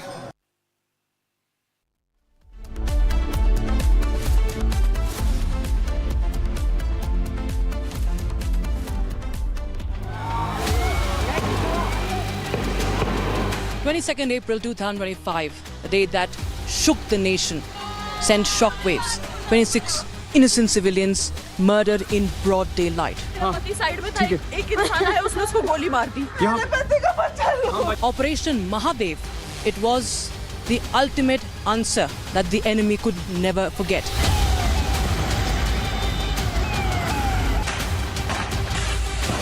That 90 days it took us to confirm the identity of the attackers. We can neutralize the perpetrators.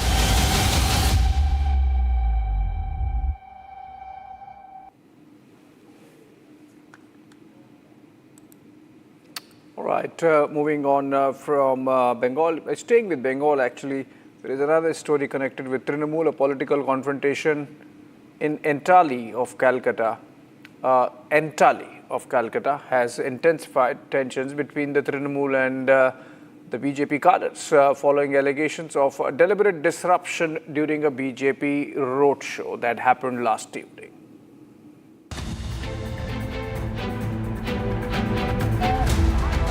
Street lights in the Entally area of Kolkata were intentionally switched off during a procession led by Delhi Chief Minister Rekha Gupta in support of candidate Priyanka Tibrawal. The BJP characterized it as an attempt by the ruling TMC to obstruct campaigning efforts amid the ongoing high-stakes contest in West Bengal. Despite the blackout, BJP supporters reportedly continued the march using mobile lights. BJP workers described the moment as symbolic, framing it as an example of resilience in the face of alleged political intimidation. Visuals from the incident, widely circulated on social media, show participants advancing through darkened streets, which BJP leaders say has strengthened morale among party workers. The BJP has further claimed that the incident reflects on growing anxiety within the TMC over potential electoral losses. All right, some international news and all the flurry of activity taking place in Pakistani capital of Islamabad ahead of possible talks. Remember, while the Americans say they are ready, the Iranians are still not making it clear whether their delegation would join the talks. And amid all this, Pakistani capital of Islamabad turned into a red zone. That's a security parlance in Pakistan, red zone. And let's have a look on the details.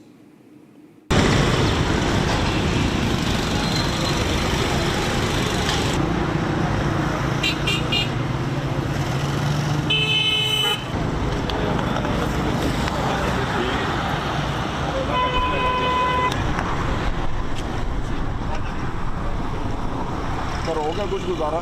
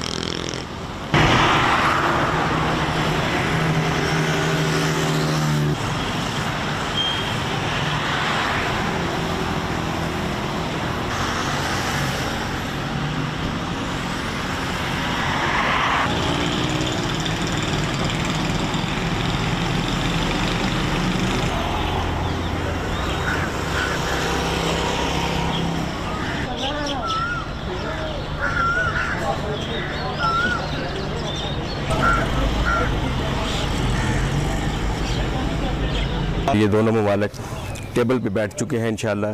दूसरी बात यह है कि सबसे बड़ी बात यह है कि कोई भी जंग किसी मसले का हल नहीं है। आप कुछ बहुत सी पुरानी हिस्ट्री उठा के देख लें, जो भी मामला तो होते हैं वो टेबल पे बैठ के होते हैं, और ये इंशाल्लाह ख़त्म हो जाएगी। और ये टेबल पे बैठ चुके हैं तो इंशाल्लाह हम पूरी उम्मीद है, हमें अल्लाह के घर से भी पूरी उम्मीद है कि आज इंशाल्लाह कल जब ये बैठेंगे तो इंशाल्लाह ये अपना इख्तिताम को पहुँचेगी और दोनों ममालिक के दरमियान सुलह हो जाएगी। मैं जी इंशाल्लाह ताला अल्लाह के फजल करम से बिल्कुल पुरुम्मीद हूँ कि ये जो मुज़ाकरात शुरू हो रहे हैं इसको बखूबी सरअंजाम पहुँचना चाहिए। इसमें तमाम लोगों की काविशें हैं, हुकूमत की काविशें हैं, और इसमें इंशाल्लाह ताला बेहतरी के चांस है। इंसान कोशिश करता है, अल्लाह ताला।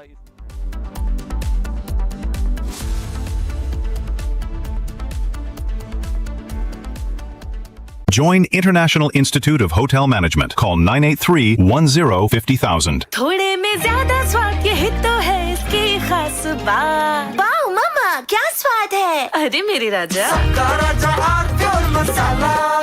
AU सेविंग्स अकाउंट में मिलते हैं amazing benefits, paperless banking and higher interest, वो भी हर महीने। Money money money money every month. सोच बदलो और बैंक भी।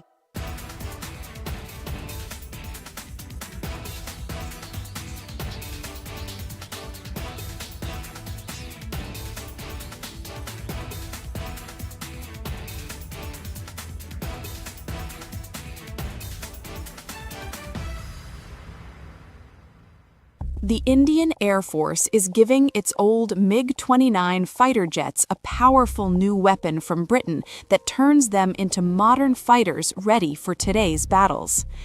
MiG-29s first came to India in the 1980s, have flown many missions along the tough borders with China and Pakistan.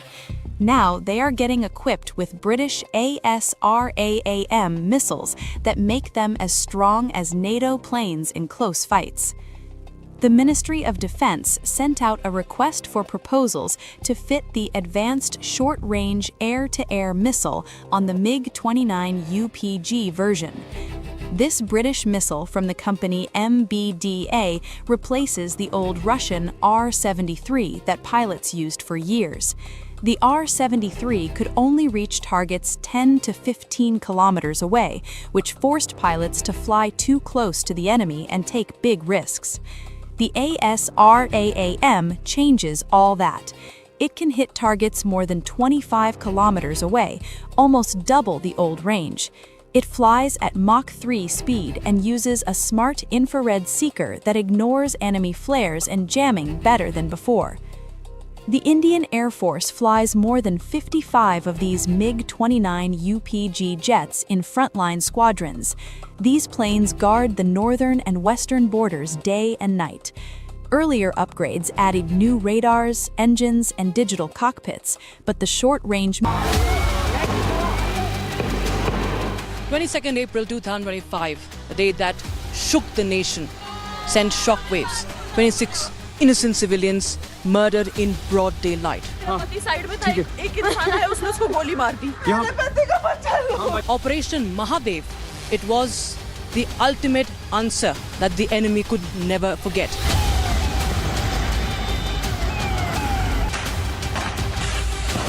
That 90 days it took us to confirm the identity of the attackers.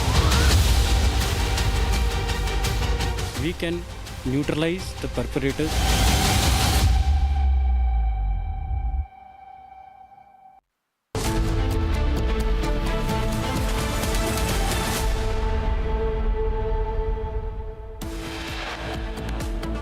Congress and India ally Pappu Yadav insults India's women, says 90% of women have to start from someone's bed to become a politician. Shame on these politicians. Latest reports suggest Trump himself could now take part in the negotiation forward.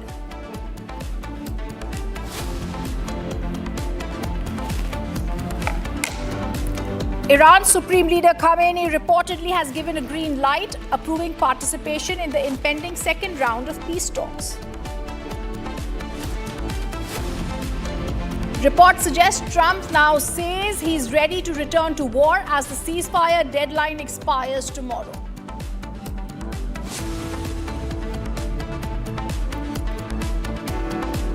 Fresh clashes erupt in Manipur near Kangpoki Senapati border amid shutdown firing reported.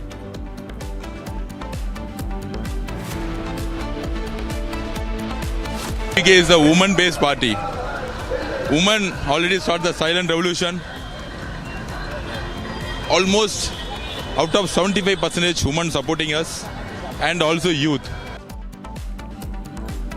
In an exclusive conversation that we've had with TVK General Secretary for Election, Arnab Arjuna stressed TVK stands for women and will always prioritize women's welfare. Noida protest key conspirator Aditya Anand reveals amid interrogation a WhatsApp group named X-Storm was made to circulate provocative videos.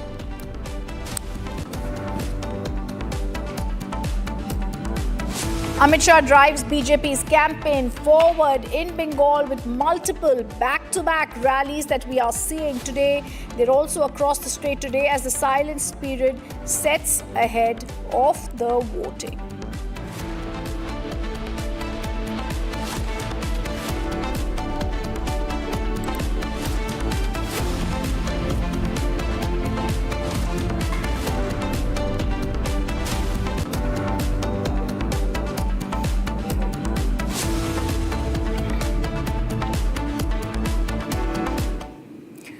Good evening, welcome to Republic. I'm Rhythm. Viewers, our top focus. Large parts of Manipur came to a standstill on Monday.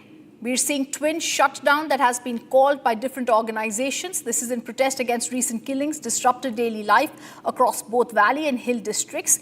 Even educational institutions, markets, public transport services remain shut across all 5 Meiteis-dominated valley districts as well as Naga-inhabited areas of Ukhrul and Senapati. There are sit-in protests that are being held at multiple locations in Imphal Valley, including in Uripok and Nagaram. The shutdown in the valley has been called by the women's group Maira Paibis, which began a 5-day protest on Sunday following the April 7 blast in Trongalobi village in Bishnupur district. The explosion killed a 5-year-old boy, his 6-month-old sister. While they were asleep, they left the mother injured. Right now, I'm at Kanglatombi, which is the last village of Imphal West district, just bordering to Kangpopi district. As you can see, United Naga Council have declared a total shutdown of 3 days across the Naga-dominated areas regarding the recent killing of 2 Tangkhul Naga civilians by the ambush that has been carried out by the Kuki militants. So the Tangkhul of Namdilong Naga village are right now on protest, supporting the total shutdown carried out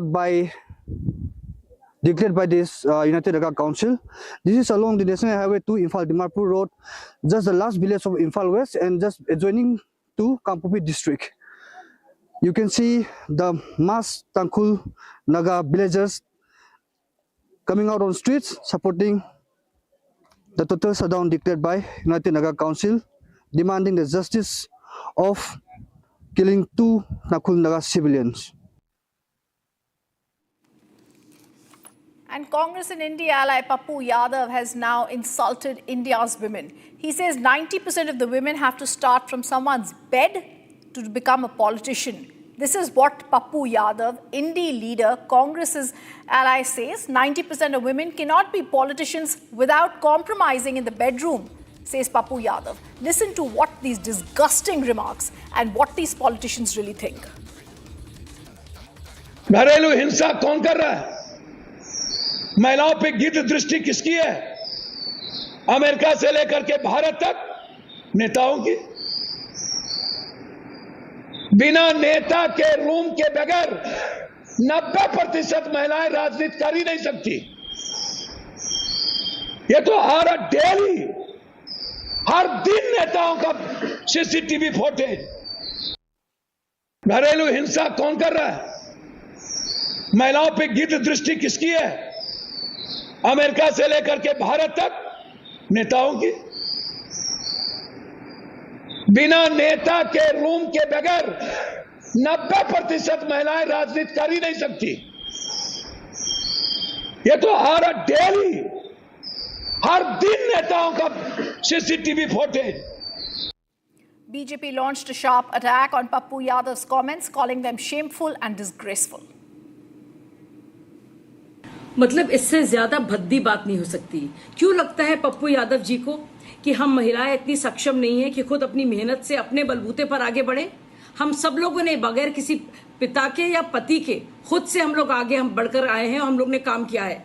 इतनी पढ़ाई लिखाई की है, इतना संघर्ष किया है, अलग अलग आंदोलन में हिस्सा लिया है देश के लिए।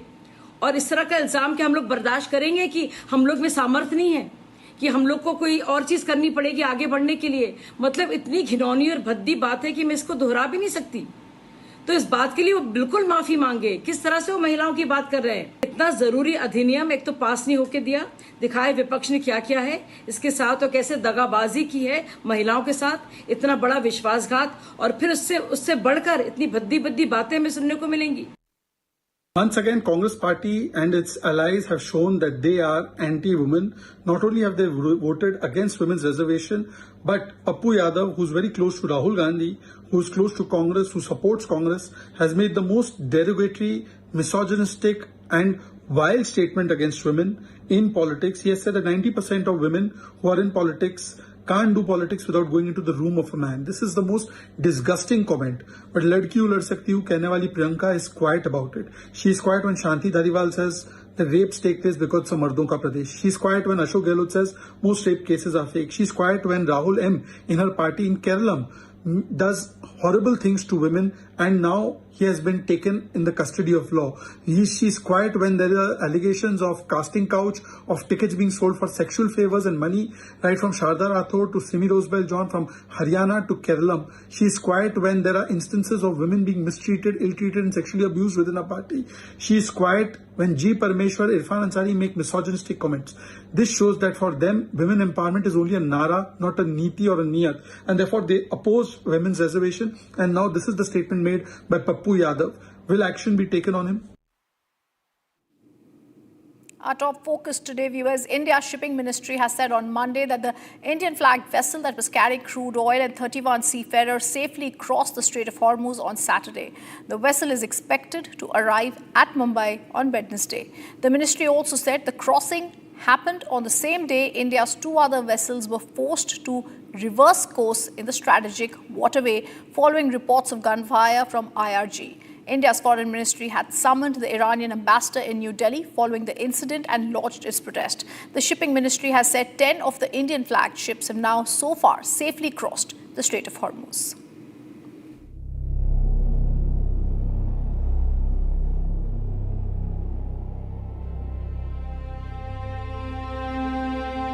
In the past 48 hours, two Indian vessels, VLCC Sanmar Herald and bulk carrier Jag Arnab, reported a firing incident while transiting Strait of Hormuz, following which they returned to the Persian Gulf.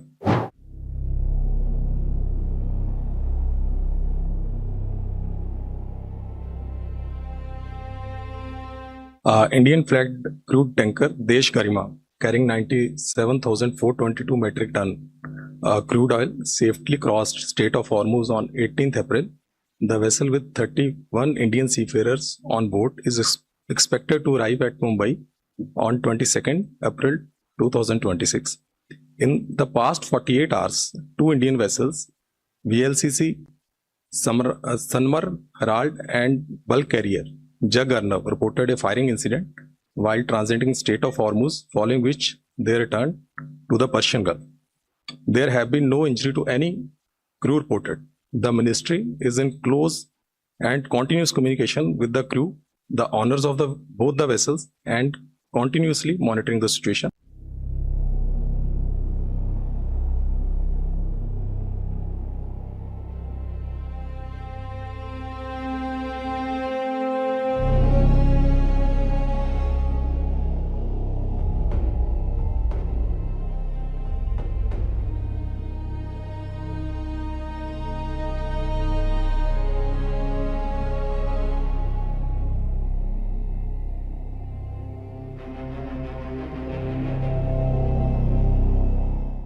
When the firing incident happened, this happened on Saturday. The two of our ships came under firing. When this matter was reported to us, we took it up very strongly.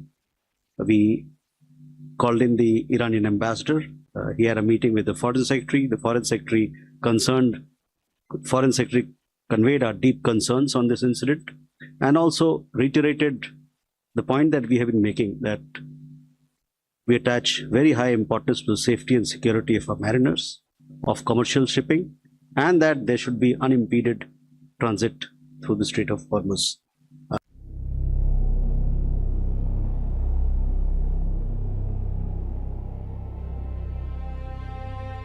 We have several of our ships in the Persian Gulf, and we have been in touch with Iran and others so that we can have safe exit of our ships through the Strait of Hormuz. In this effort, 10 of our ships have so far safely crossed Strait of Hormuz.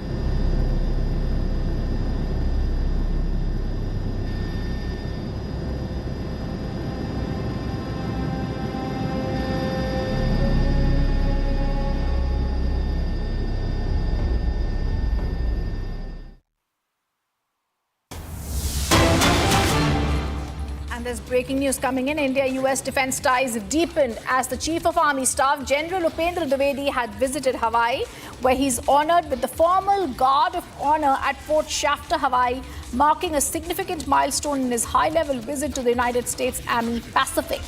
Viewers, remember, this visit underscores the growing strategic alignment between New Delhi and Washington as both nations look to bolster security architecture across the Indo-Pacific. The Chief of Army Staff is honored with the formal Guard of Honor in Hawaii in the United States. General Dwivedi also engaged in extensive deliberations with General Ronald P. Clark, Commanding General of the U.S. ARPAC, alongside other senior military leadership. This is underscoring the strategic ties where India-US deepened the ties as the Chief of Army Staff, General Upendra Dwivedi, visits Hawaii and is honored with the formal Guard of Honor in Hawaii. This is the big story that's coming in right now. This is clearly the sharpening of ties between India and the US defense. The ties are being deepened as the COAS is honored in Hawaii. And viewers, remember, New Delhi, Washington, both nations are looking to bolster the security architecture that's there across the Indo-Pacific. Those are the visuals that are coming in of our General Upendra Dwivedi, our Chief of Army Staff, India's Chief of the Army Staff, who's been honored with the Guard of Honor at Fort Shafter in Hawaii.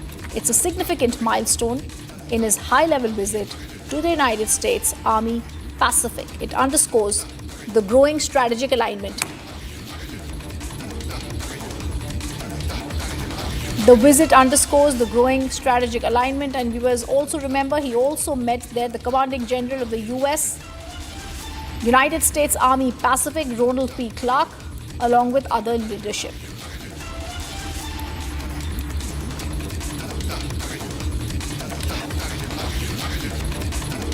And we're now going to breaking news that's coming in. On the last day of the election campaign, the BJP candidates, including workers and supporters, were attacked in West Bengal. This is the story that's continuously happening, where we're seeing violence in Bengal on the last day of campaigning. BJP candidate from 219 Danton Assembly constituency in Paschim Medinapur district, Ajit Jana, was attacked by TMC workers and supporters. It's alleged that the hands of the BJP candidate from Danton were also broken by the Trinamool. These are words that are coming in. Apart from this, BJP workers and supporters were also attacked. Several motorbike and cars of the BJP candidate were also allegedly vandalized. This is the big news that's coming in right now. On the last day of election campaigning, we are showing you the shots of the violence that took place, where BJP candidates, including the workers and the supporters, were attacked. This constituency is Danton Assembly constituency in Paschim Medinapur district. We're being told Ajit Kumar Jana, the BJP leader, was attacked by TMC workers and supporters. It is being alleged the hands of the BJP candidate from Danton were also broken by TMC workers. Apart from this, the BJP workers and supporters were also attacked. Several motorbikes and cars of the BJP candidate were allegedly vandalized. Shocking details coming in from West Bengal on the last day of election campaigning. This is details that are coming in from One particular constituency, 219 Danton Assembly constituency, it seems the target was Ajit Kumar Jana, the BJP candidate of the Danton constituency number 219. The nature of the attack, it seems to be, occurred during a bike rally from Haripur to Mohanpur at the Alta area involving alleged TMC-backed miscreants using sticks and sharp weapons. It's being said the BJP candidate Ajit Kumar Jana's hand was broken in the clash. He was rushed to the Midnapur Medical College and Hospital in a very serious condition. Candidate's car, multiple motorcycles in the rally were also vandalized. The incident led to severe tension in this area during the final hours of the campaigning before the first phase of elections. This incident is also part of a larger group of incidents that are happening in electoral violence in West Bengal, leading to the 2026 assembly elections, where several reports of clashes between BJP and TMC workers have taken place. Look at the visuals on the screen. There is fire, there's black air billowing out of places, seeing as the violence has spread.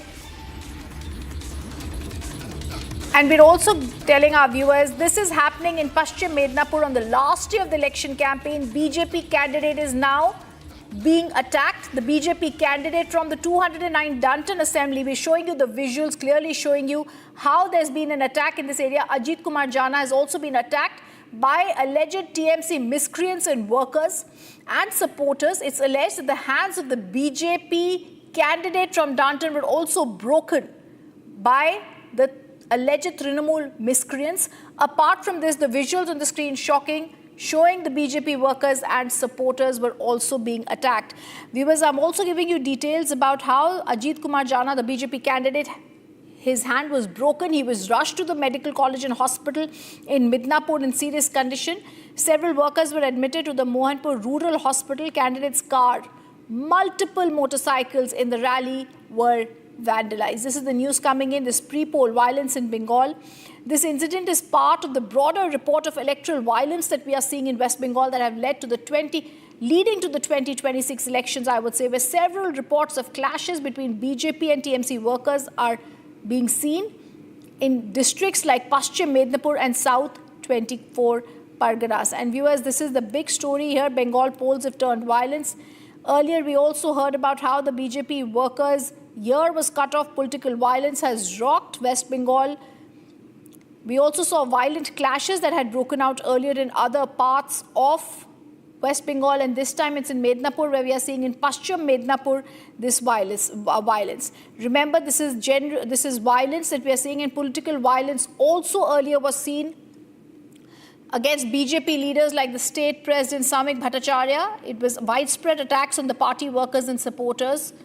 Specific attacks took place today on Ajit Kumar Jana's convoy. It's been officially detailed in the leading reports. General violence has been reported in the nearby areas of Gosaba and Keshpur also. And remember, viewers, there is also the campaigning context where the Union Home Minister Amit Shah referred to the attack on the BJP candidate Rathindranath Bose's convoy, warning of strict action against the poll day violence. Very critical to understand what the context is in Paschim Mednapur, where the Danton seat is a key battleground in the Paschim Mednapur district. The main contestants are also very clearly known here.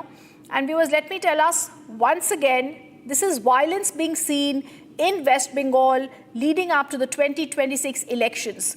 After a whole lot of words and verbal attacks have been seen between the TMC and the Election Commission of India, we are now seeing violence and clear attacks on the BJP candidates.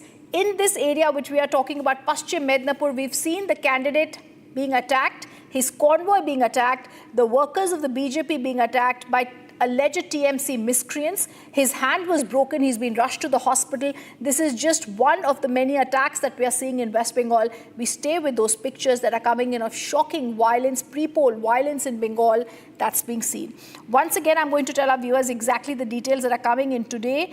The BJP candidate from 219 Danton Assembly constituency for the 2026 Bengal legislative election is Ajit Kumar Jana. This is a very critical key battleground area in Paschim Mednapur, and the main contestants this time are Ajit Jana and Manik Maiti. Manik Maiti is from the TMC. And we're also getting security measures that have been taken by the ECI. But this final days of election campaigning in 2026 April, several reports are highlighting political tensions. Once again, localized clashes that have broken out in Paschim Mednipur. General reports had also indicated that State President Samik Bhattacharya have alleged widespread attacks on party workers and supporters in West Bengal by rival groups in various parts of the state, that is leading up to the Phase 1 polls on 23rd of April. There was a specific attack which we are talking about in Paschim Mednipur, key battleground for these elections. We are also seeing Ajit Kumar Jana BJP candidates convoy. It's been officially detailed in leading reports. General violence has been reported also in Paschim Mednipur and the leading areas and nearby areas of Gosaba and Keshpur. Remember, just today we heard Union Minister Amit Shah referring to the attack.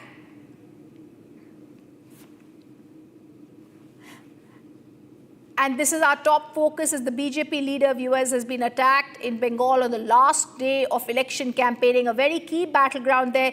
But what is the state coming to and what is the law and order machinery in West Bengal? Clear questions that we're going to ask coming up on 2026 verdict. We give you more details on the specific attacks in Danton where pre-poll violence has broken out. The main contestants in this key battleground, BJP candidate and TMC candidate, much more on the injuries and the violence that has broken out there. After a short break, stay on with us. चमकी चाट से क्या बना है? आलू चाट या fruit चाट, स्वाद बनाए चमकी चाट। क्या बात है? स्वादिष्ट पकोड़े और फरसान, अरे चमकी चाट है इसकी जान। असली स्वाद सिर्फ चमकी चाट। केसरिया से मन जोगी हुआ रे, दिल झूमे देखो मतवारा हुआ रे। केसरिया से मन जोगी हुआ। हर पल मनाओ केसरी त्योहार। विमल, बोलो जुबान Kesari.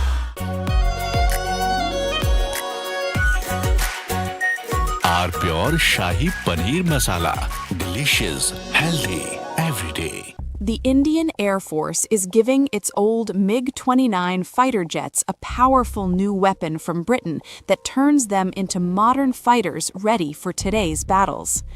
MiG-29s first came to India in the 1980s, have flown many missions along the tough borders with China and Pakistan. Now they are getting equipped with British ASRAAM missiles that make them as strong as NATO planes in close fights. The Ministry of Defense sent out a request for proposals to fit the Advanced Short-Range Air-to-Air Missile on the MiG-29 UPG version. This British missile from the company MBDA replaces the old Russian R-73 that pilots used for years. The R-73 could only reach targets 10 to 15 kilometers away, which forced pilots to fly too close to the enemy and take big risks. The ASRAAM changes all that. It can hit targets more than 25 kilometers away, almost double the old range. It flies at Mach 3 speed and uses a smart infrared seeker that ignores enemy flares and jamming better than before. The Indian Air Force flies more than 55 of these MiG-29 UPG jets in frontline squadrons. These planes guard the northern and western borders day and night. Earlier upgrades added new radars, engines, and digital cockpits, but the short-range missiles stayed old. Now the ASRAAM brings fire-and-forget technology. Once the pilot locks on and fires, the missile finds the target on its own, even if the jet turns away to dodge enemy fire. It also works with helmet-mounted displays, so the pilot can just look at the enemy plane through the visor and the missile follows the eyes. This high off-bore sight ability lets the jet attack from strange angles without turning the whole plane first. This upgrade matters a lot because the region stays tense. Pakistan flies JF-17 jets with modern PL-10 missiles that reach farther and lock on quicker. China uses even better systems on its J-20 stealth fighters and other planes. In a real dogfight, the old MiG-29 with R-73 could lose the first shot. With ASRAAM, the Indian pilots get longer reach, faster lock, and higher chance to survive. The missile also works well against low-flying drones that are hard to see on radar. Many experts see drone swarms as the new big threat in air wars, and this upgrade gives the MiG-29 a strong answer. The ASRAAM already proved itself on Indian planes. The Air Force fitted it successfully on the homemade LCA Tejas and the Jaguar fighters. Those tests went smooth, so putting it on the MiG-29 UPG is a natural next step. The request includes new launchers, special tools, testing equipment, and training for ground crews and pilots. Once the work finishes, the whole fleet will get the missiles step by step. This keeps the MiG-29 useful for many more years until newer Indian planes, like more Tejas and the Advanced Medium Combat Aircraft, join in big numbers. Upgrading the existing MiG-29 fleet saves huge money compared to buying fresh fighters from abroad. It also shows a smart way of mixing technology. India still uses Russian planes but adds Western weapons when they fit better. After supply problems from global sanctions, this diversification makes sure the Air Force never runs.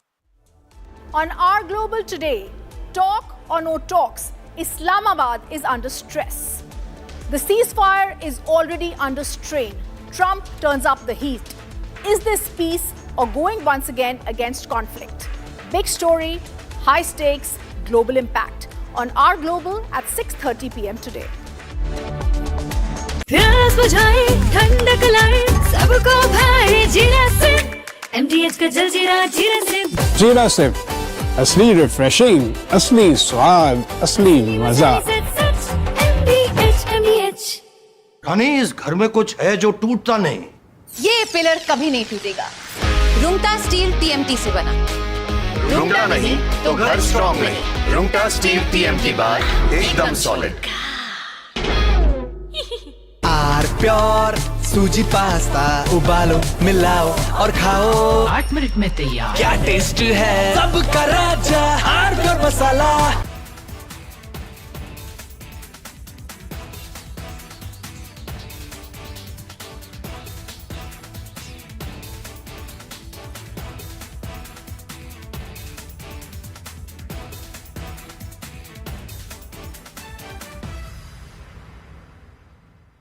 The Indian Air Force is giving its old MiG-29 fighter jets a powerful new weapon from Britain that turns them into modern fighters ready for today's battles. MiG-29s first came to India in the 1980s, have flown many missions along the tough borders with China and Pakistan. Now they are getting equipped with British ASRAAM missiles that make them as strong as NATO planes in close fights. The Ministry of Defense sent out a request for proposals to fit the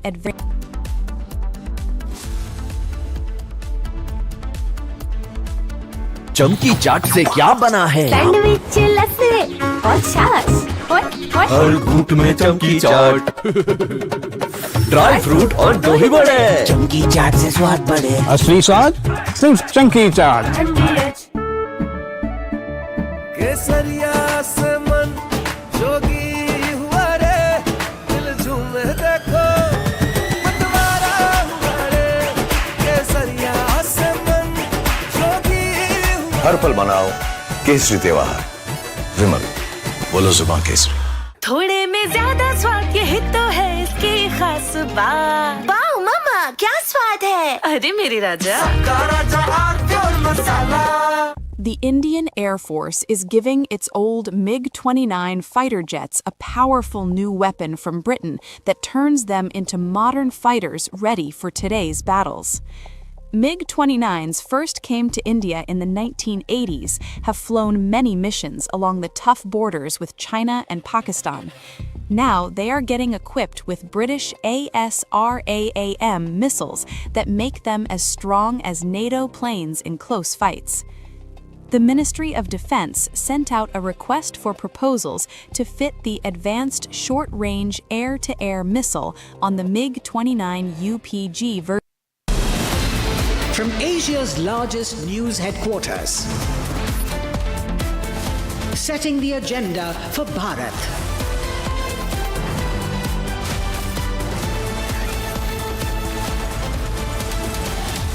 You're watching Republic.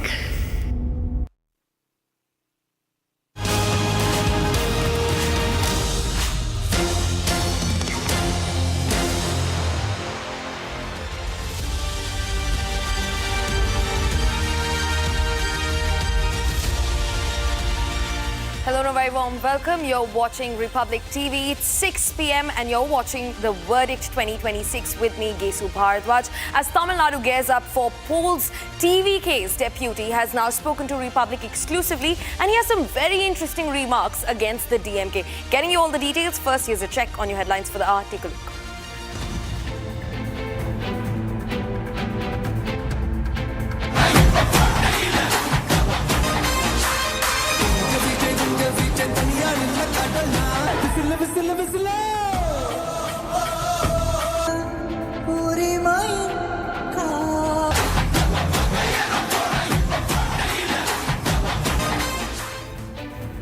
Republic joins the TVK campaign trail and the party's General Secretary Arnab speaks to Republic in an exclusive conversation. Every constituency, 30 to 50 crores DMK supplying the money for every vote in 3,000 to 5,000. Even my constituency, even our leader, Paramur constituency, they are supplying the 10,000 rupees. We already gave the complaint, income tax and ED and the police department, but nothing is, there is no right, there is no actions here. Arnab hits out at the DMK in an exclusive conversation with Republic, claims the ruling party is paying people 3,000 to 5,000 rupees per voter across constituencies.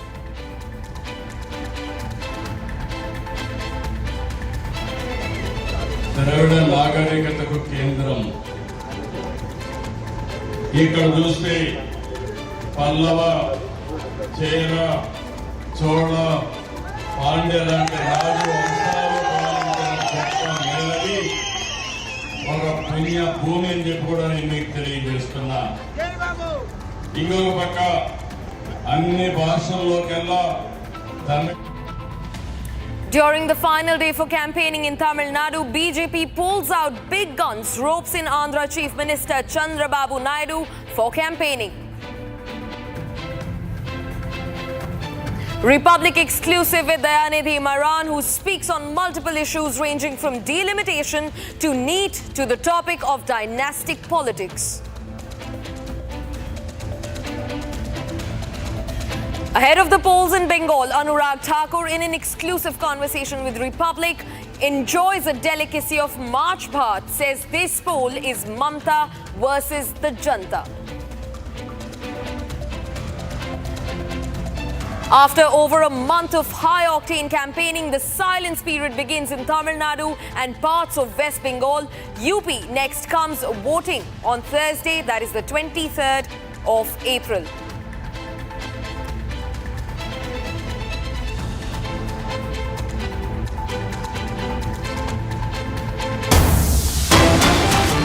Before we shift focus to the verdict 2026, there's a big breaking development now. Chairperson of the Joint Chiefs, General Dan Kane from the United States, says that they are ready to resume major combat operations against Iran in a moment's notice. Now remember, the chairperson of the Joint Chiefs, General Dan Kane, is reiterating US President Donald Trump's stand, where he also said that they will not flicker in returning to the battlefield with Iran. Now remember, this comes as pertinent questions are being raised over the truce talks that are to be held in Islamabad tomorrow, and they already remain in shambles. Now joining me live is our senior editor Shravan Sen to get us more details into the matter.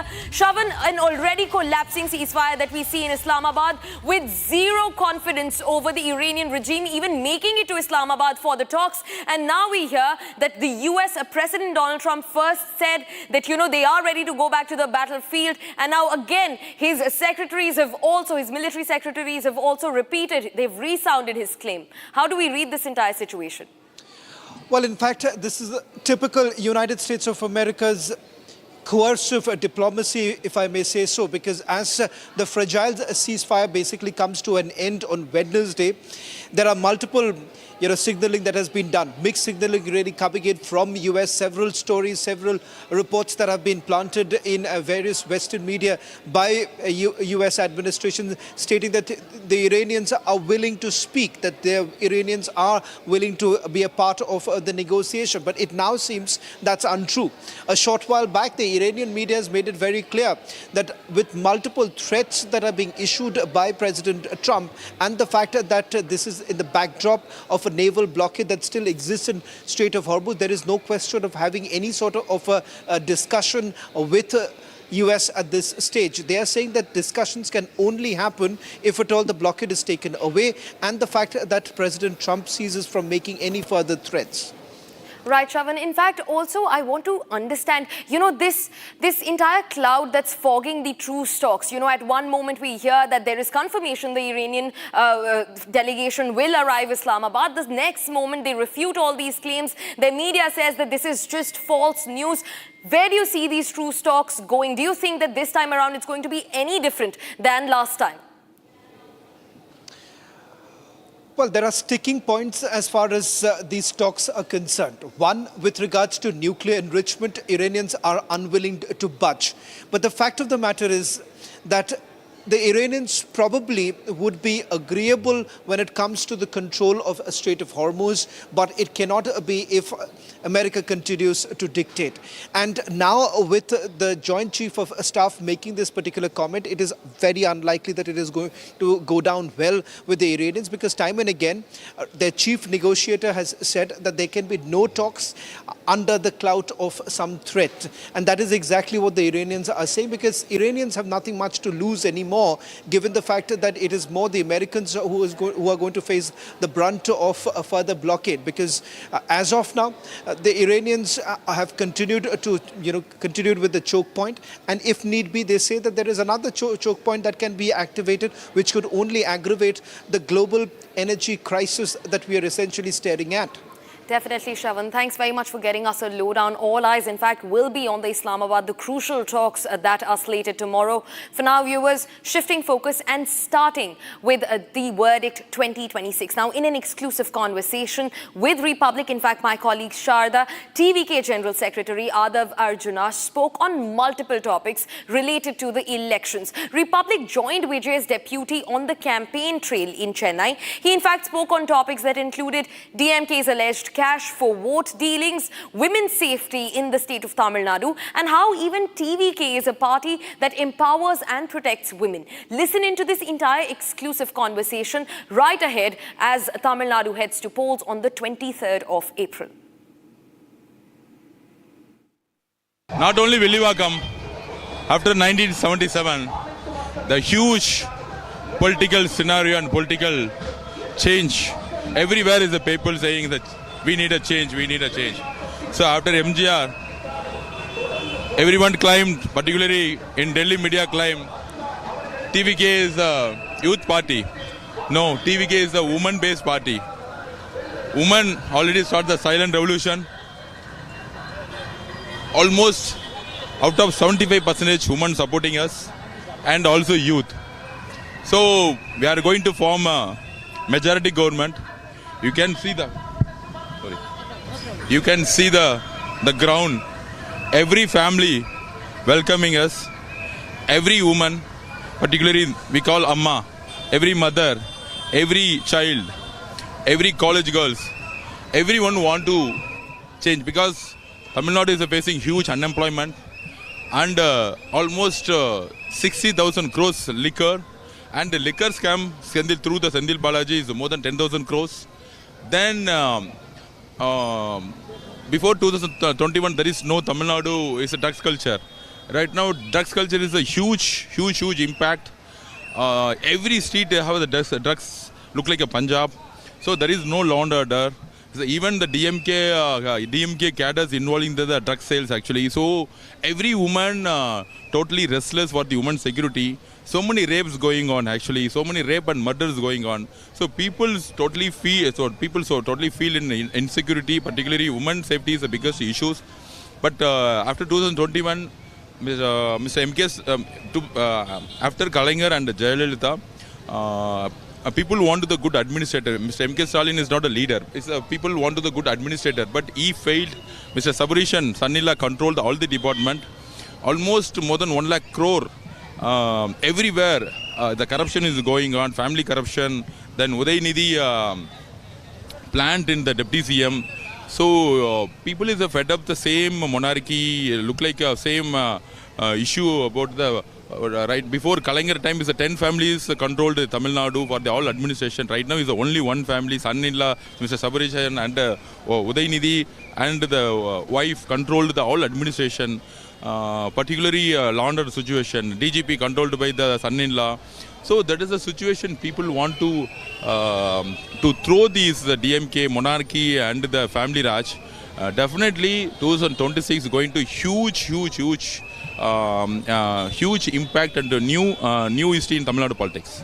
How do you see the actions not being taken against the DMK because there are cash for votes that's happening? Yesterday we saw Sindhil Balaji's constituency also accepting money. There's also a lot of talk telling that over 10,000 rupees is being distributed to everybody, even in Villivakkam. Yeah, even Villivakkam, Mr. Sabarishan, Binami, Mr. Karthi Mogan, Annanagar Mogan son is contesting here. He don't have any political face, he don't have any experience, but he using so much of money. Even last week he gave 5,000 rupees. But I gave a promise. Every street and every house, I'm not going to give even 1 rupee money, because of the culture we should throw actually, giving the money and taking the vote actually, because people still not getting the water, proper water and drainage and roads and education. You can see the government schools actually, there is no proper infrastructure, and there is no toilet in everywhere in the women for girls actually. So all the infrastructure totally is a corruption. So that's why our campaign, our leader, people want to the change. So our leader gave a commitment for the pure government. If whatever the money, 100%, every constituency 30 to 50 crores DMK supplying the money for every vote in 3,000 to 5,000. Even my constituency, even our leader Paramur constituency, they supplying the 10,000 rupees. We already gave the complaint, income tax and ED and the police department, but nothing is nothing. There is no right, there is no actions here. But people want to change. Even if you have money, if people think definitely money will not work actually. Definitely May 4th DMK will know. BMK now believe only the money. They don't have any, they are giving the ad for all the newspapers, crores and crores money, more than they're spending the government money, the 400 crores for the last 4 years. So the last 4 months for the advertisement for the Stalin, only just face of the Stalin actually. But there is no structure, there is no schemes delivered. So people knows what is the problem in Tamil Nadu. Definitely of course, they are doing undemocratic. They are supplying the money 5,000 to 10,000 rupees. Definitely, people will throw this government even they using the money. Sir, also MNM leader Kamal Hassan mentioned that it is made a derogatory statement saying that Vijay is contesting in 2 seats, keeping in mind that Kamal himself is not contesting this time. See, Mr. Kamal Hassan, the party started against the DMK monarchy and corruption. Then right now he joined DMK because of Mr. Udaynidhi company Red Giant signed with Kamal Hassan cinema company. So he always talking about ideology and corruption, but he got a money Red Giant company more than 200-300 crores. So where is the ideology? So Kamal Hassan right now is a slave of the DMK. He don't have any identity. He don't have any party identity. He don't have any ideology. So Mr. Udaynidhi giving corruption money more than 300 crores, taking money for Red Giant company. Before 2021, there is no Red Giant company. After, what is the conflict of interest? You are in the power. The CM is the power. The own son is the deputy CM is the power. So the own son running the cinema company, Red Giant company, almost every year 52 weeks. 50 weeks, every movie is controlling, releasing the Red Giant movie. Is more than 10,000 crores industry. They controlling all actors, all the movie they controlling for the corruption actually. They're using the money. They're using the power. So that's why Kamal Hassan sold the party Red Giant. So he's not a politician. He's not ideologist. People already throwed him. Even he want to contest MLA seat. Mr. Stalin never gave even 1 seat actually. So where is he? He's right now. People already lost the interest and the confidence. He's just for the. I feel Mr. Kamal Hassan look like a YouTuber. He talking look like a whatever the we are expert in Kamal Haasan. He's a good actor, but he got the money from Jain is more than 300 crore. It's a purely corruption money. So right now he's a corruption handed. This is my answer. So last question. This is your debut performance. You're contesting as an MLA. How has it been for almost the last 23 days? You've been in Villivakkam going door-to-door campaign. How has the experience been? You can see yesterday footage where our leader visit Villivakkam. It's more than lakh people gathering in the street actually, in the road actually, because of people fed up in the last 10 to 15 years. People believed last 15 years every AC in Chennai, but Chennai people totally fed up actually. Chennai 16 ACs, we are going to win minimum 14 seats in Chennai, particularly North Belt. Totally people are fed up because there is no, look like an African country. There is no proper water and drainage. There is, everything is a slum. In for 50% is Chennai. But they are saying Dravida model is 2.0 is developed, in Tamil Nadu developed. All humbug. Only they got money for the corruption. Definitely we are going to give the clean government. Viewers, the essence of the world's largest democracy lives on its adult franchise. Tamil Nadu is all set to go to polls in a single phase on the 23rd of April. Meanwhile, West Bengal goes to polls in two phases on the 23rd and the 29th of April, with counting for both states slated on the 4th of May. Now, a silence period has been announced, which means no more campaigning from any party. So they have all made their final pitches. Let's take a look at what all unfolded in both West Bengal and Tamil Nadu as they gear up to go to vote.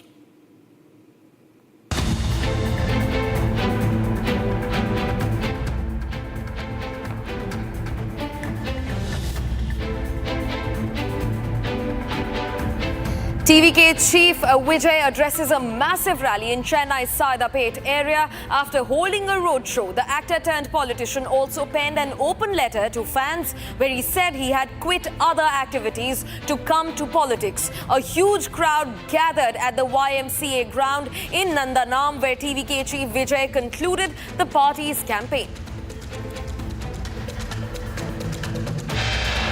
As the highly anticipated Tamil Nadu election draws closer, the BJP is pulling in bigger guns as part of its final push in the state. Earlier today, Andhra Chief Minister Naidu landed in Chennai to drive the NDA campaign forward. Later, the Chief Minister also held a roadshow alongside Tamil Nadu BJP Chief Nayanar Nagendran, during which he addressed the people who had gathered for the rally.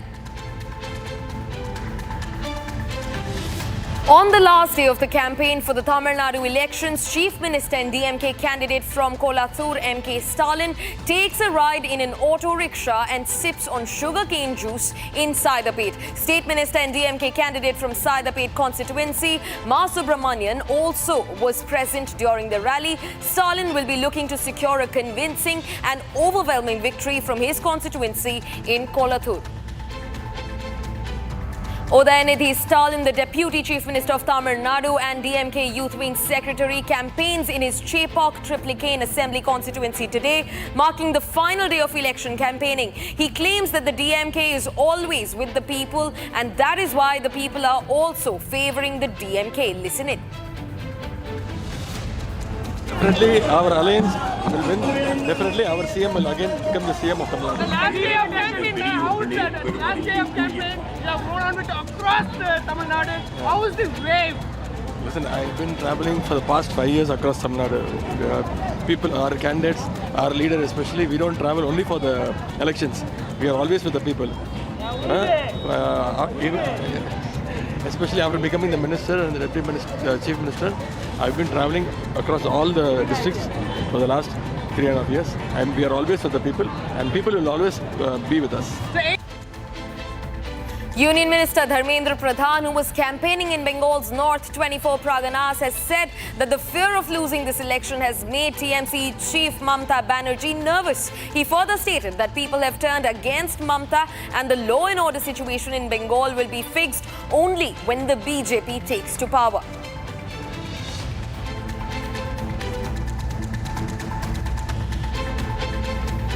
The ECI organized a blood donation drive in Bengal's Alipurduar as part of the voter awareness campaign in the state.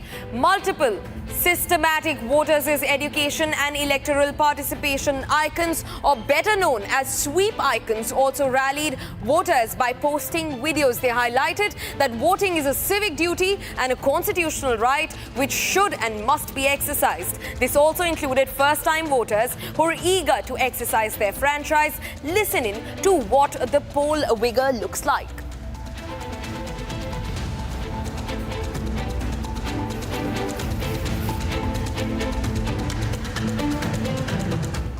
Viewers, now it's the last day of campaigning for the first phase of elections in West Bengal, and Amit Shah, during a rally in West Bengal's Darjeeling, said that the TMC betrayed the Gorkhas of West Bengal. Now, Amit Shah went on to say that it was time to bid goodbye to the Mamata Banerjee government and the TMC. In fact, Shah also said that this time elections are for the safety of women and that the BJP will make sure to put all the rapists of all the rape cases of West Bengal behind the bars and that justice under the BJP in West Bengal will be delivered. Take a look.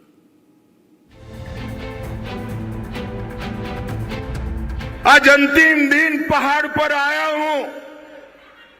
मैं आपको बताना चाहता हूं, इस बार बंगाल में Bharatiya Janata party की सरकार बनने जा रही है। हम पर जुर्म ढाने वाली दीदी को, ममता दीदी को टाटा बाय बाय कहने का टाइम हो गया है भाई। कांग्रेस, टीएमसी, ये सब ने दार्जिलिंग के साथ भी अन्याय किया है और मेरे देशभक्त गोरखा भाइयों के साथ भी अन्याय किया है। मैं 9 साल से यहां आता हूं। मैं आज आपको वादा कर कर जाता हूं, कमल फूल की सरकार बनते ही 6 माह के अंदर 10 को जूनी, 10 को पुरानी गोरखा समस्या का गोरखाओं के हिसाब से समाधान कर जाएंगे। Viewers, and with that, we come to an end to this news edition. But Republic, before we leave you, was a part of the final campaign by the DMK in Chennai, which was led by Udayanidhi Stalin, the Deputy Chief Minister of the state. He declared that the campaigning is over, that the silence period has begun. Take a look at this ground report while I bid you goodbye, only to come back tomorrow for the verdict 2026, same time on Republic TV. It's time for the campaign to end in Tamil Nadu with elections just one day later. Today the campaign has been over. All election parties are supposed to stop the campaigning right at 6 p.m. As we see, Udayanidhi Stalin is ending his campaign right in his constituency in Shepok, where he spoke to almost all the streets. He went to all the streets, met all the people. As you can see, the celebration here, he is completing his campaign right on time, even 5 minutes before the deadline that's been given. As you can see, the constituency is leading on with the DMK, whereas Udayanidhi Stalin's Chepok constituency right now comes to an end, where his campaign has been over. Speaking to all over, making sure that his campaign time ends. The police are also making sure he's not speaking to the media on time. And with the deadline over today, the campaign has been completed for the DMK, the ADMK, and also the BJP or any other ruling party and the opposition in the state of Tamil Nadu. All that's left is for a silent day tomorrow, and on 23rd morning, right at 7 a.m., the state of Tamil Nadu will go into polling.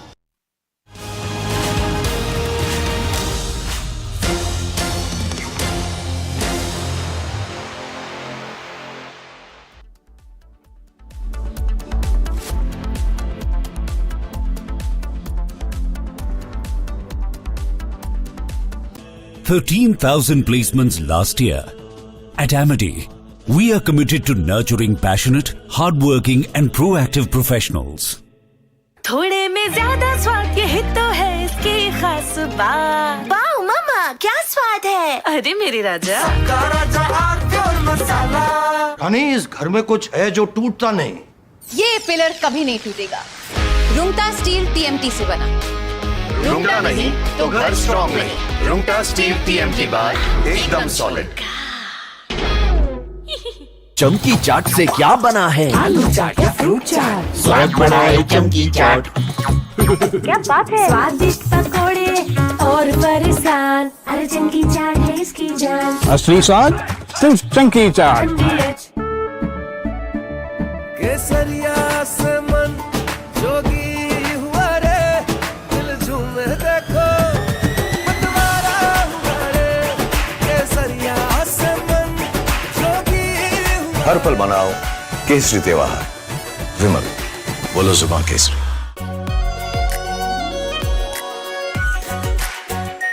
Are pure shahi paneer masala, delicious, healthy everyday.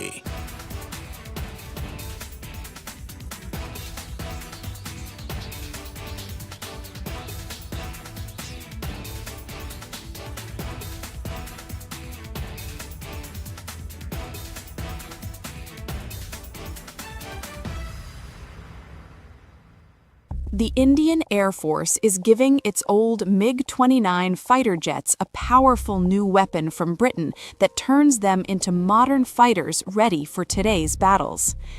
MiG-29s first came to India in the 1980s, have flown many missions along the tough borders with China and Pakistan. Now they are getting equipped with British ASRAAM missiles that make them as strong as NATO planes in close fights. The Ministry of Defense sent out a request for proposals to fit the Advanced Short-Range Air-to-Air Missile on the MiG-29 UPG version. This British missile from the company MBDA replaces the old Russian R-73 that pilots used for years. The R-73 could only reach targets 10 to 15 kilometers away, which forced pilots to fly too close to the enemy and take big risks. The ASRAAM changes all that. It can hit targets more.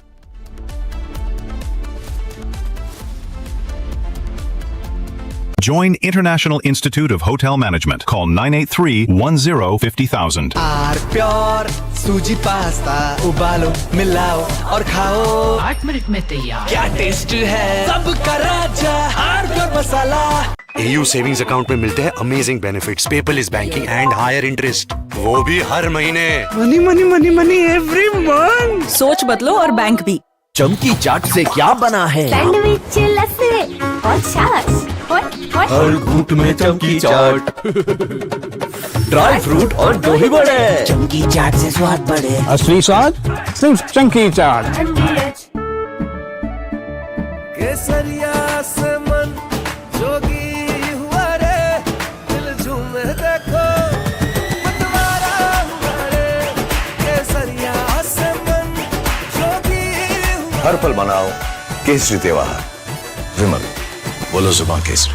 थोड़े में ज्यादा स्वाद, यही तो है इसकी खास बात। वाओ मामा, क्या स्वाद है, अरे मेरे राजा।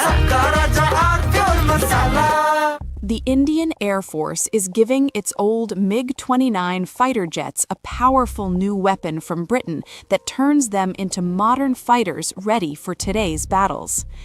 MiG-29s first came to India in the 1980s, have flown many missions along the tough borders with China and Pakistan. Now they are getting equipped with British ASRAAM missiles that make them as strong as NATO planes in close fights. The Ministry of Defense sent out a request for proposals to fit the Advanced Short-Range Air-to-Air Missile on the MiG-29 UPG version.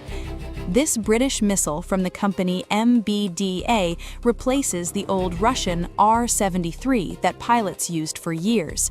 The R-73 could only reach targets 10 to 15 kilometers away, which forced pilots to fly too close to the enemy and take big risks. The ASRAAM changes all that. It can hit targets more than 25 kilometers away, almost double the old range. It flies at Mach 3 speed and uses a smart infrared seeker that ignores enemy flares and jamming better than before. The Indian Air Force flies more than 55 of these MiG-29 UPG jets in frontline squadrons. These planes guard the northern and western borders day and night. Earlier upgrades added new radars, engines, and digital cockpits, but the short-range missiles stayed old. Now the ASRAAM brings fire-and-forget technology. Once the pilot locks on and fires, the missile finds the target on its own, even if the jet turns away to dodge enemy fire. It also works with helmet-mounted displays, so the pilot can just look at the enemy plane through the visor and the missile follows the eyes.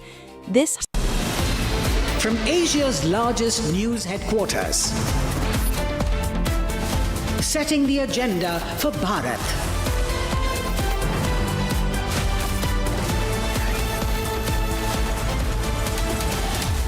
You're watching Republic.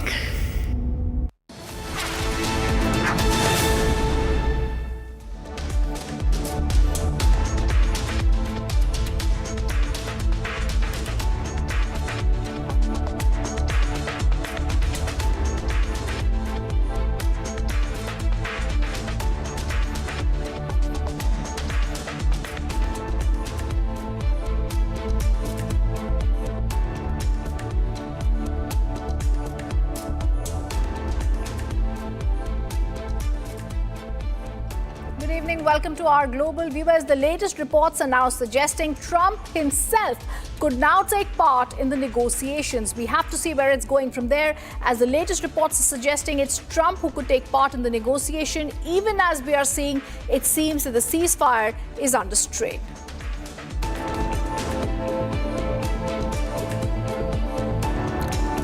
And that's our top focus, as the latest reports suggest Trump himself could now take part in the negotiation moving forward.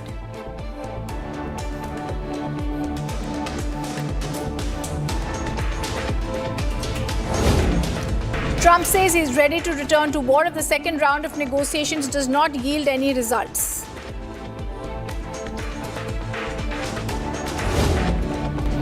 Trump says it's highly unlikely he will renew the two-week Iran ceasefire he announced on April 7th.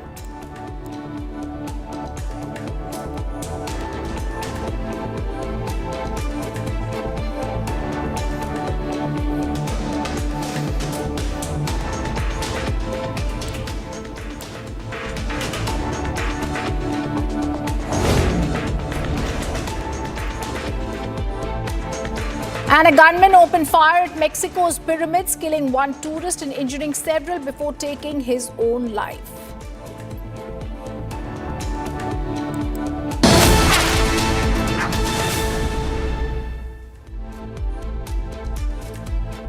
Viewers, tensions in West Asia have escalated sharply after the United States has intercepted and seized an Iranian-flagged cargo vessel near the Strait of Hormuz, saying the ship ignored repeated warnings while attempting to breach a declared naval blockade. Washington says the vessel was disabled and was taken under control by the U.S. forces, while Iran has condemned the move as armed piracy and a violation of the ongoing ceasefire, warning of retaliation. With this fragile truce that's nearing expiry, both sides are hardening their position. The incident is further intensifying fears of a wider confrontation in the West Asia region.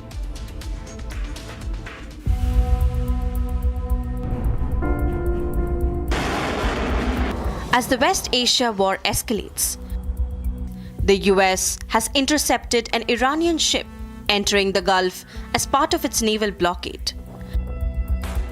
The United States said that it forcibly seized an Iranian-flagged cargo ship that tried to pass its naval blockade in the northern Arabian Sea near the Strait of Hormuz on Sunday. This was the first such interception since the blockade of Iranian ports began last week. Iran said that it was a violation of the ceasefire and it would retaliate soon for an act of armed piracy. بعد از اون که به هر ترتیبی بود در این خصوص تفاهمی حاصل شد، ما مواجه شدیم با اقداماتشون در تنگه هرمز، اون چیزی که تحت عنوان محاصره دریایی اسم گذاشتند. همین ساعات اخیر شاهد بودید حمله به یک کشتی تجاری ایران صورت گرفت. اینها همش نقض صریح آتش بس تلقی میشه. Iran also vowed retaliation after US ship seizure and says that no decision yet on new peace talks. Iran called the Sunday night seizure of the Tuska commercial vessel an illegal and brutal act that constitutes piracy and a terrorist action, and further added that the seizure near Iran's coast in the Sea of Oman was another clear breach of the 2-week US-Iran ceasefire. The fragile ceasefire is set to expire by Wednesday, and Washington and Tehran remain in a standoff over the Strait of Hormuz. US President Donald Trump said that a US Navy-guided missile destroyer in the Gulf of Oman warned the ship, the Tuska, to stop, and then stopped them right in their tracks by blowing a hole in the engine room. Trump further said that US Marines had custody of the vessel and were seeing what's on board. The US Central Command said that the Tuska was headed to the Iranian port of Bandar Abbas and ignored multiple US warnings over 6 hours to evacuate the engine room.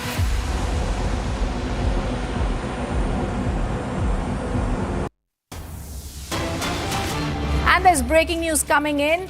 It's US President Donald Trump who has now threatened a strike against Iran. Earlier, he stated that he believes that they have violated the ceasefire. Now Donald Trump says, I expect to be bombing because I think that's a better attitude to go in with, but we're ready to go.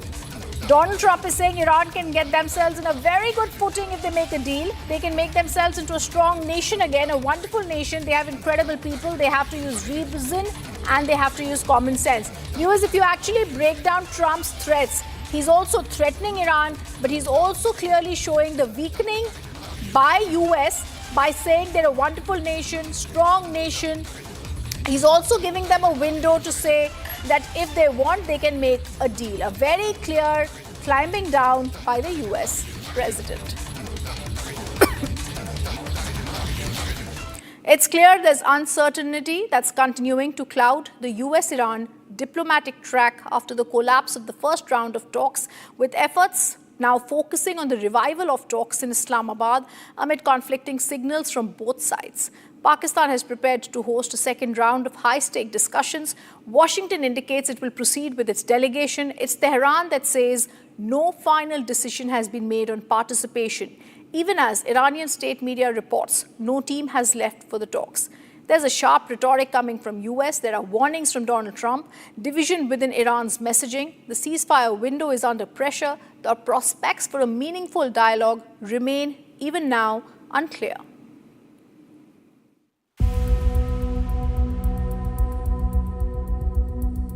After the collapse of the first round of negotiations, uncertainty looms large as efforts to restart dialogue between the United States and Iran hang in the balance. Pakistan prepared to host a second round of high-stakes talks in Islamabad, but doubts quickly emerged over whether Iran would even show up. Despite intense diplomatic outreach, Tehran says no final decision had been made on attending the next round of negotiations in Pakistan. اولا تا الان که من خدمتتون هستم در مورد دور بعدی برای مذاکرات ما برنامه‌ای نداریم. تصمیمی در این خصوص اتخاذ نشد. Tensions escalated further after US President Donald Trump issued strong warnings to Iran, raising fears of a deeper confrontation. Washington moved ahead regardless, with Vice President J.D. Vance to lead the American delegation to Pakistan. Even Trump reiterated that he will visit Islamabad if the deal settled down perfectly. If the deal is signed in Islamabad, I might go. The field marshal has been great. The prime minister has been really great in Pakistan. So I might go. They want me to go.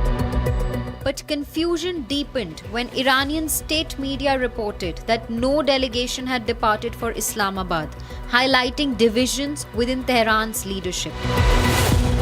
تاکنون هیچ هیئتی از ایران به اسلام آباد پاکستان نرفته، اما از هیئت اصلی یا فرعی، اولیه یا ثانویه. With no Iranian team on the ground and the ceasefire deadline approaching, the future of the talks and regional stability remains uncertain.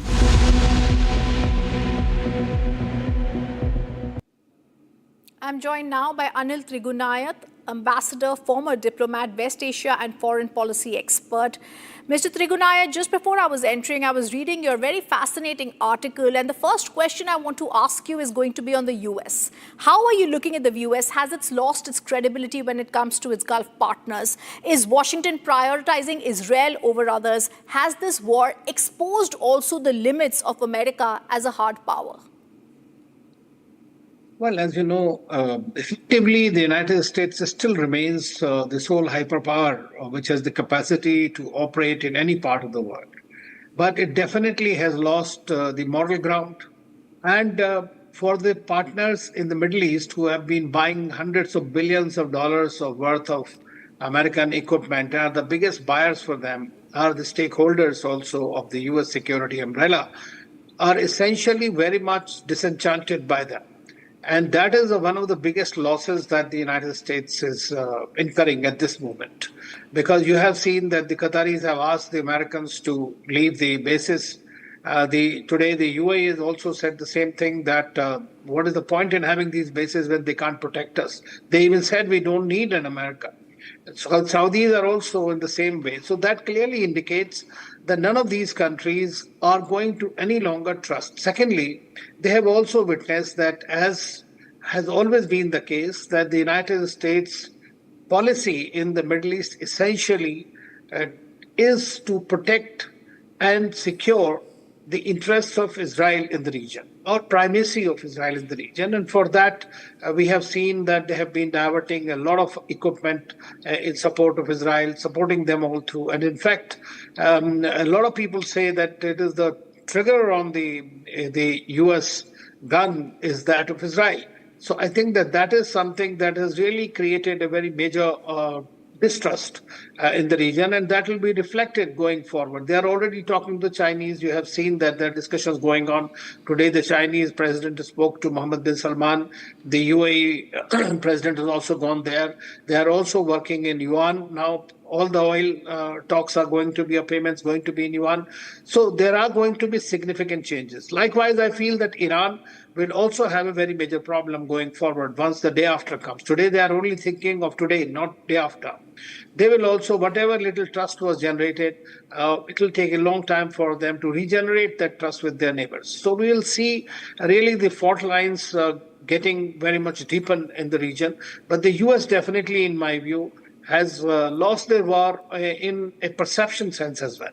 I completely agree with you, and I think it's time the US realized, even when it comes to Europe, how they are being looked at and how they themselves are trying to have their own allies in a multipolar world. Iran now, is it going to continue emerging as stronger regionally, or are they going to be more isolated after the way they have dealt with the situation when it comes to the other regional Gulf countries? And also, how sustainable is Iran's long war strategy given its internal economic pressure? Well, Iran's biggest problem at this stage and going forward and in the past has been its economic downturn because of the sanctions that have been crippling sanctions that have continuing for a long time. Any other country would have perhaps folded up.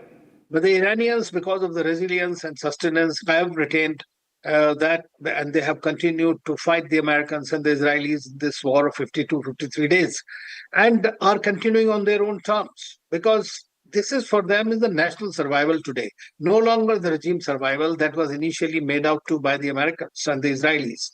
So that's a very different kind of a thing when you have a civilizational country fighting for its own sustenance and survival. Then the fight becomes very different. Going forward, naturally they need to have an access to the global markets, and that's why one of the critical demands that the Iranians have in exchange for whatever compromises they make on the nuclear deal are twofold. One is that all the frozen assets must be delivered, and secondly, all sanctions must be removed. Now, that is what will give Iranians, and if President Trump is to be believed, although he changes his mind very frequently, he's also saying that they are going to get a better deal than the one they got during Obama's time. And that's precisely the point. I mean, he wants to do anything or seem to do anything better than his predecessors, whether it's Biden or Obama. So if that happens, I mean, there is no substitute for peace. I mean, they have to come to terms somehow, both of them. Otherwise, it's going to be a complete disaster in the region. You know that Strait of Hormuz was open all the way until February 27th. It is this war that has brought this closure to the misery for the world. I mean, that is something that needs to be done. And I think it is possible that either Vance comes or President Trump himself comes to Islamabad for talks or extends the ceasefire. That remains to be seen. And I'm quite sure in a few hours' time we'll know all that. Yes. But at the same time, if they choose the path to attack Iran, then we are looking at a very, very great disaster waiting to happen in the region, which will have a great impact on all the countries in the world. Absolutely. I think we're also seeing economically the world, like you said, is going to move towards a multipolar world order. But what is also clearly being seen is Trump continuing to warn, even as there is no ceasefire that seems to be holding up. Thank you, sir, for being with us on this part of the Republic Global. Viewers, the other top focus that we're continuing to track is the German authorities. They investigate the violent clash inside the Gurdwara in Moore City, where an altercation between two groups escalated during prayers, with reports of firing inside the premises, leaving at least 11 people injured.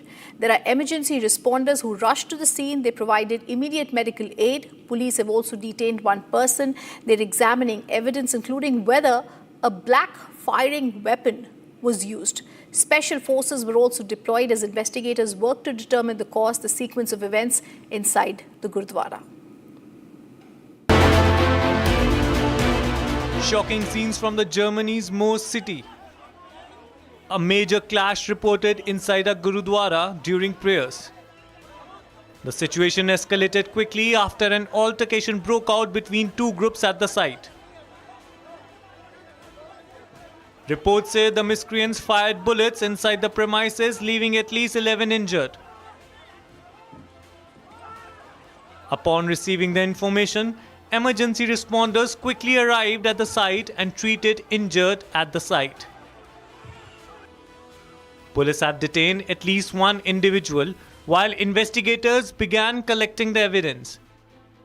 Reports say a blank firing pistol may have been used during the clashes. Dramatic video shows miscreants pulling out kirpans as the violence escalated. Eyewitnesses present at the scene narrated the ordeal.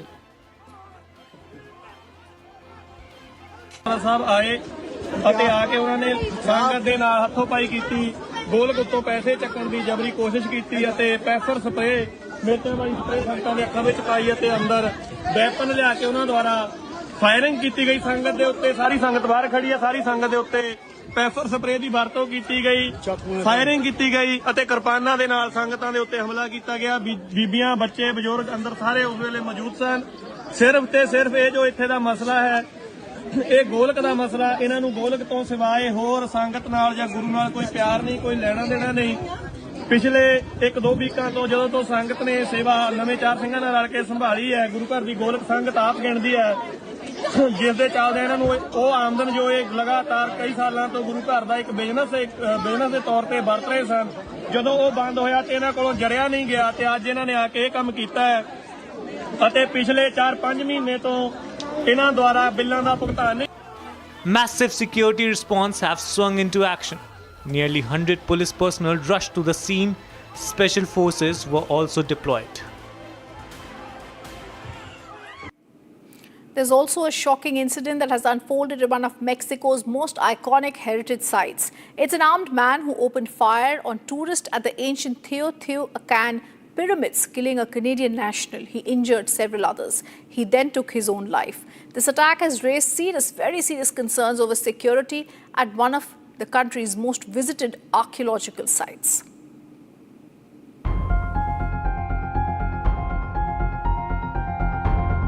Panic and chaos at Mexico's historic Teotihuacan pyramids as an armed man opened fire on tourists. The attacker, positioned atop one of the pyramids, shot at visitors, killing one Canadian national and injuring at least 13 others. Authorities say 7 people suffered gunshot wounds, while others were injured in the stampede that followed. Victims include tourists from Canada, Colombia and Russia. All rushed to the nearby hospitals. The gunman later died from a self-inflicted gunshot wound, bringing the attack to a grim end. Security officials recovered a firearm, a knife, and ammunition from the scene. Visuals from the site showed terrified visitors taking cover as gunshots echoed across the ancient complex. Mexico's President Claudia Sheinbaum has ordered an investigation, expressing solidarity with the victims. Canada's Foreign Minister Anita Anand confirmed the death of a Canadian citizen, calling it a horrific act of violence. The Teotihuacan Pyramids, one of Mexico's most visited tourist destinations, attract millions of visitors every year.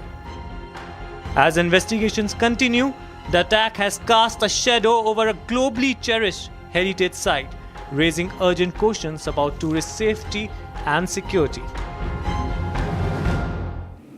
Apple has announced a major leadership transition. They are marking the end of an era under Tim Cook, under the beginning of a new chapter led by John Ternus. Apple has confirmed Tim Cook will step down as the CEO effective from September 1st, 2026.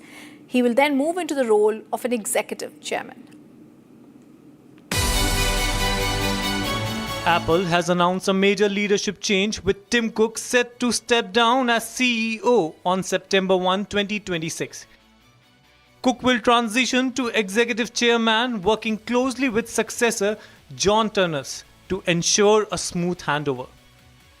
The decision, approved unanimously by Apple's board, is part of a long-planned succession strategy. Cook took over from Steve Jobs in 2011, leading Apple through massive growth and global expansion.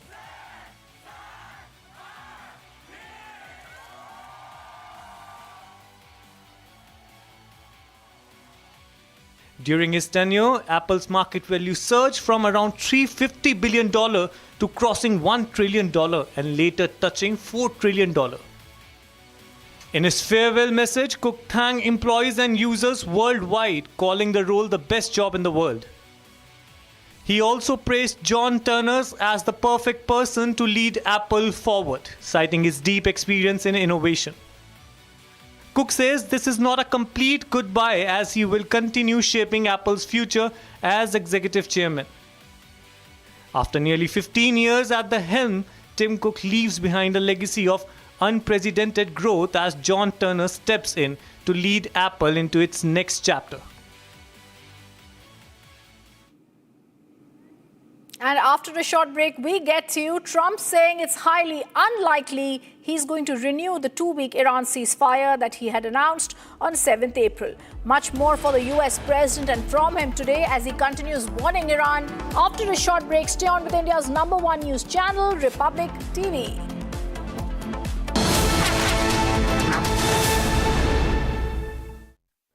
$13,000 placements last year.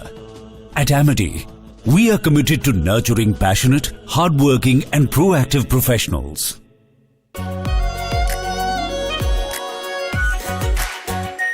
Our pure Shahi Paneer Masala. Delicious, healthy, every day. केसरिया से मन जोगी हुआ रे दिल झूमे देखो मतवारा हुआ रे केसरिया से मन जोगी हर पल मनाओ केसरी त्योहार विमल बोलो जुबान केसरी। चमकी चाट से क्या बना है? सैंडविच लस्सी और छाछ हर घूंट में चमकी चाट। अब बताओ स्वाद आया? असली स्वाद सिर्फ चंकी चाट। AU करंट अकाउंट के साथ मिलता है free UPI QR overdraft facility और एक ही ऐप से बैंक के सारे काम। AU सोच बदलो और बैंक भी। आर प्योर सूजी पास्ता उबालो मिलाओ और खाओ 8 मिनट में तैयार। क्या टेस्ट है सबका राजा R pure masala.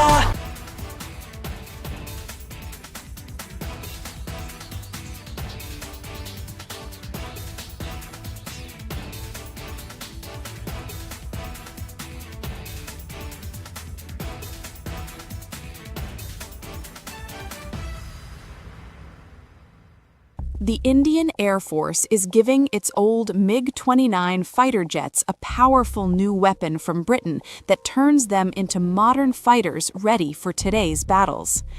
MiG-29s first came to India in the 1980s, have flown many missions along the tough borders with China and Pakistan. Now they are getting equipped with British ASRAAM missiles that make them as strong as NATO planes in close fights. The Ministry of Defense sent out a request for proposals to fit the Advanced Short-Range Air-to-Air Missile on the MiG-29 UPG version.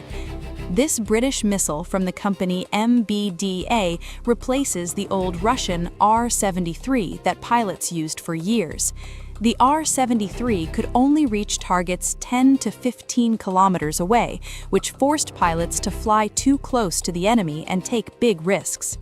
The ASRAAM changes all that. It can hit targets more than 25 kilometers away, almost double the old range. It flies at Mach 3 speed and uses a smart infrared seeker that ignores enemy flares and jamming better than before. The Indian Air Force flies more than 55 of these MiG-29 UPG jets in frontline squadrons. These planes guard the northern and western borders day and night. Earlier upgrades added new radars, engines, and digital cockpits, but the short-range missiles stayed old. Now the ASRAAM brings fire-and-forget technology. Once the pilot locks on and fires, the missile finds the target on its own, even if the jet turns away to dodge enemy fire. It also works with helmet-mounted display.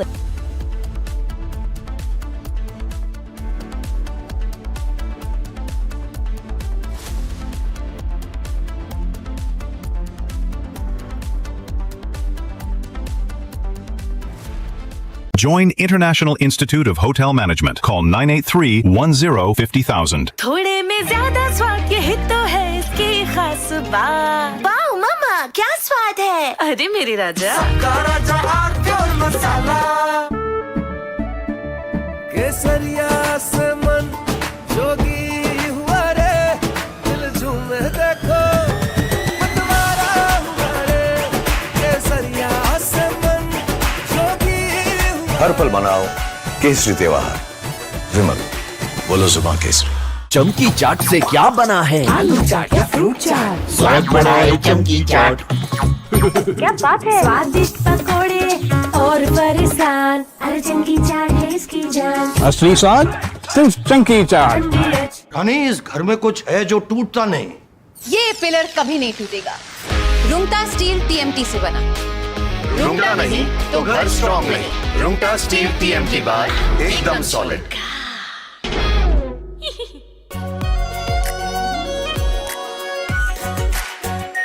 Are pure shahi paneer masala, delicious, healthy everyday. The Indian Air Force is giving its old MiG-29 fighter jets a powerful new weapon from Britain that turns them into modern fighters ready for today's battles.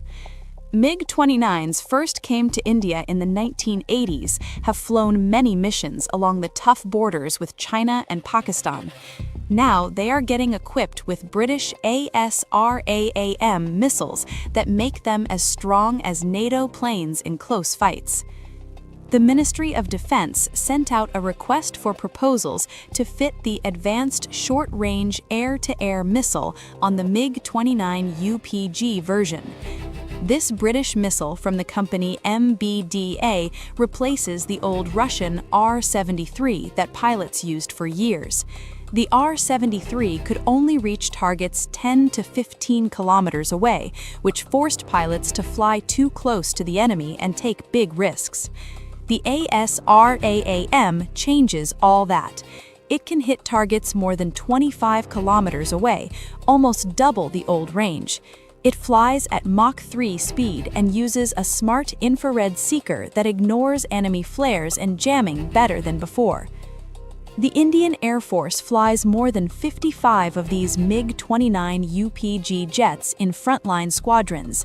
These planes guard the northern and western borders day and night. Earlier upgrades added new radars, engines, and digital cockpits, but the short-range missiles stayed old.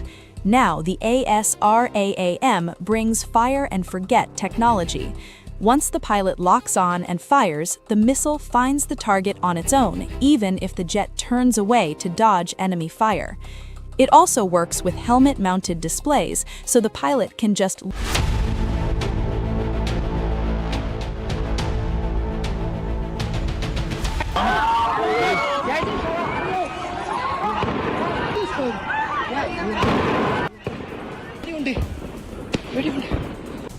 एक इंसान है उसने उसको गोली मार दी ने बोला कि ये शायद मुस्लिम नहीं है उसने उसको गोली मार दी मेरे पति को बचा लो हम बचा देगा कोई बात नहीं भाई पति को मार दिया नहीं बेटा शांत रहो लो 22nd April 2025, a day that shook the nation, sent shockwaves. 26 innocent civilians murdered in broad daylight. The nation wanted just one thing, it waited for just one thing, and that was revenge.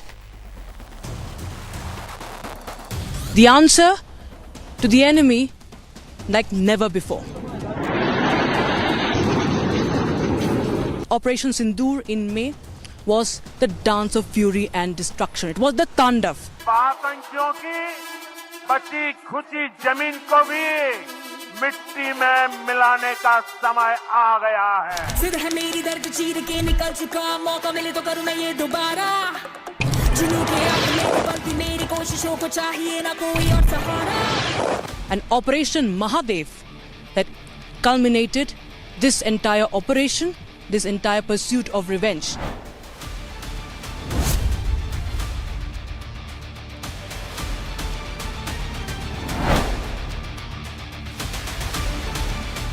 Took place here where I'm reporting from. It was the ultimate answer that the enemy could never forget. The message sent out was clear that no one will be spared, and no one was spared thanks to our forces.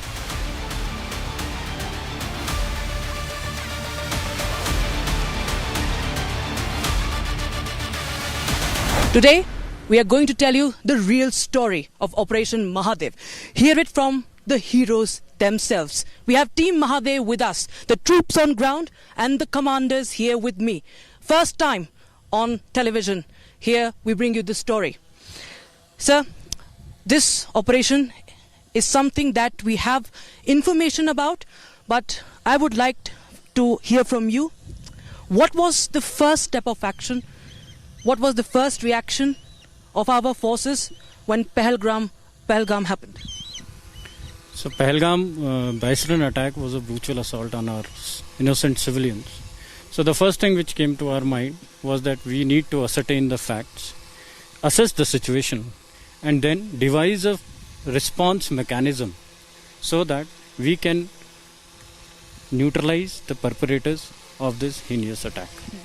So that is how we planned it and executed it in the later time frame.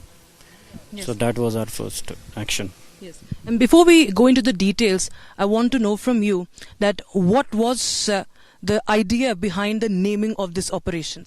So these operations, wherever we in Indian Army, whenever we plan an operation, it is named after that particular location.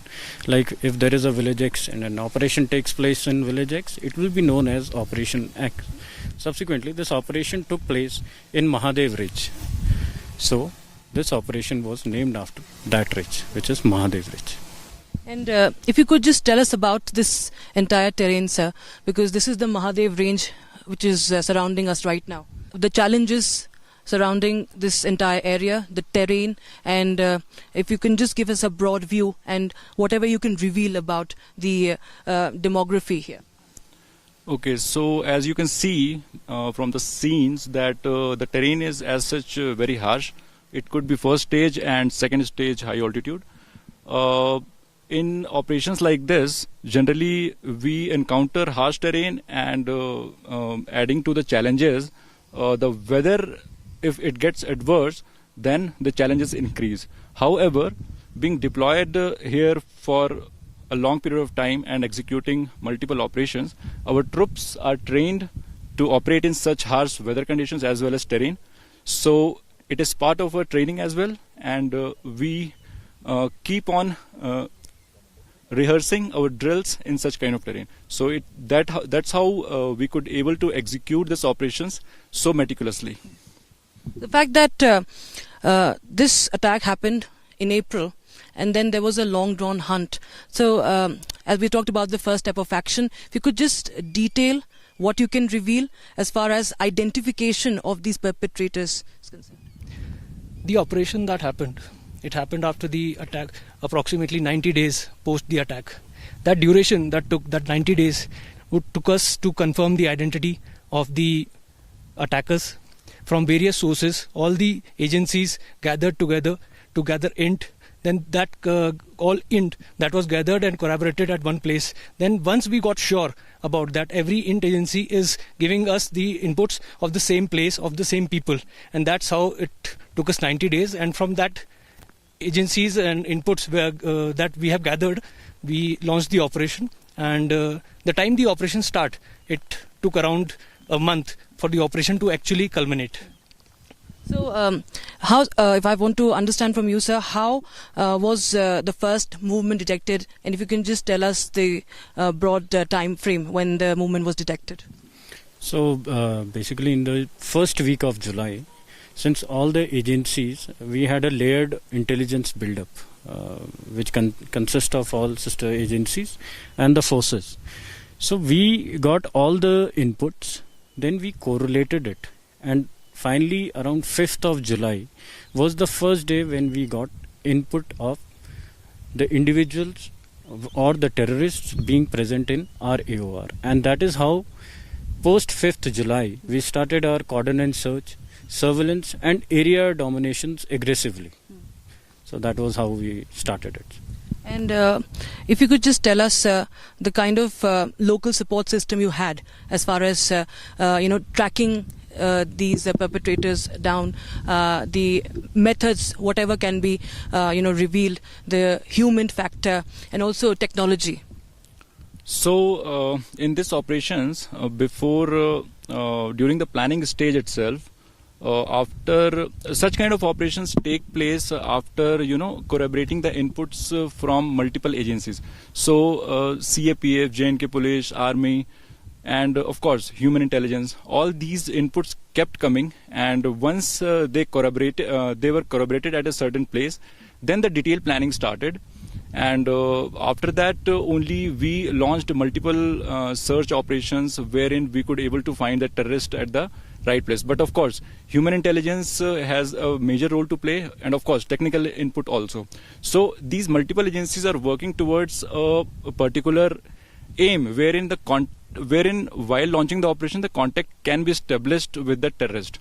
So it has this operation was a result of coordination between agencies as well as technological advancements as far as inputs are concerned. So technical inputs are also involved here, and of course human intelligence you cannot negate in that. And human intelligence comes with the harmony and peace that we maintain in our AOR, wherein how good relation we are establishing with the civilians. So that is how this operation can be executed.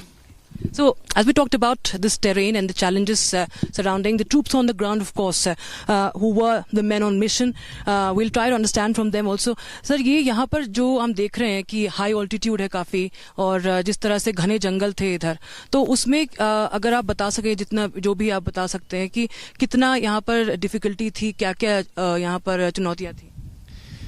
जैसे यहाँ पर चुनौतियों में हमारे सामने यहाँ के terrain, weather, logistic इत्यादि समस्याएं थी, लेकिन हमारे ट्रूप्स की ट्रेनिंग और जैसे हम कहीं भी जाते हैं किसी भी ऑपरेशन के लिए तो हम 72 से 96 घंटे तक सेल्फ कंटेंट रहते हैं। तो ये सभी ट्रेनिंग हमारे ऐसे ऑपरेशनों में बहुत ही मददगार होती है और फिर हम एक सफल ऑपरेशन को अंजाम दे पाते हैं।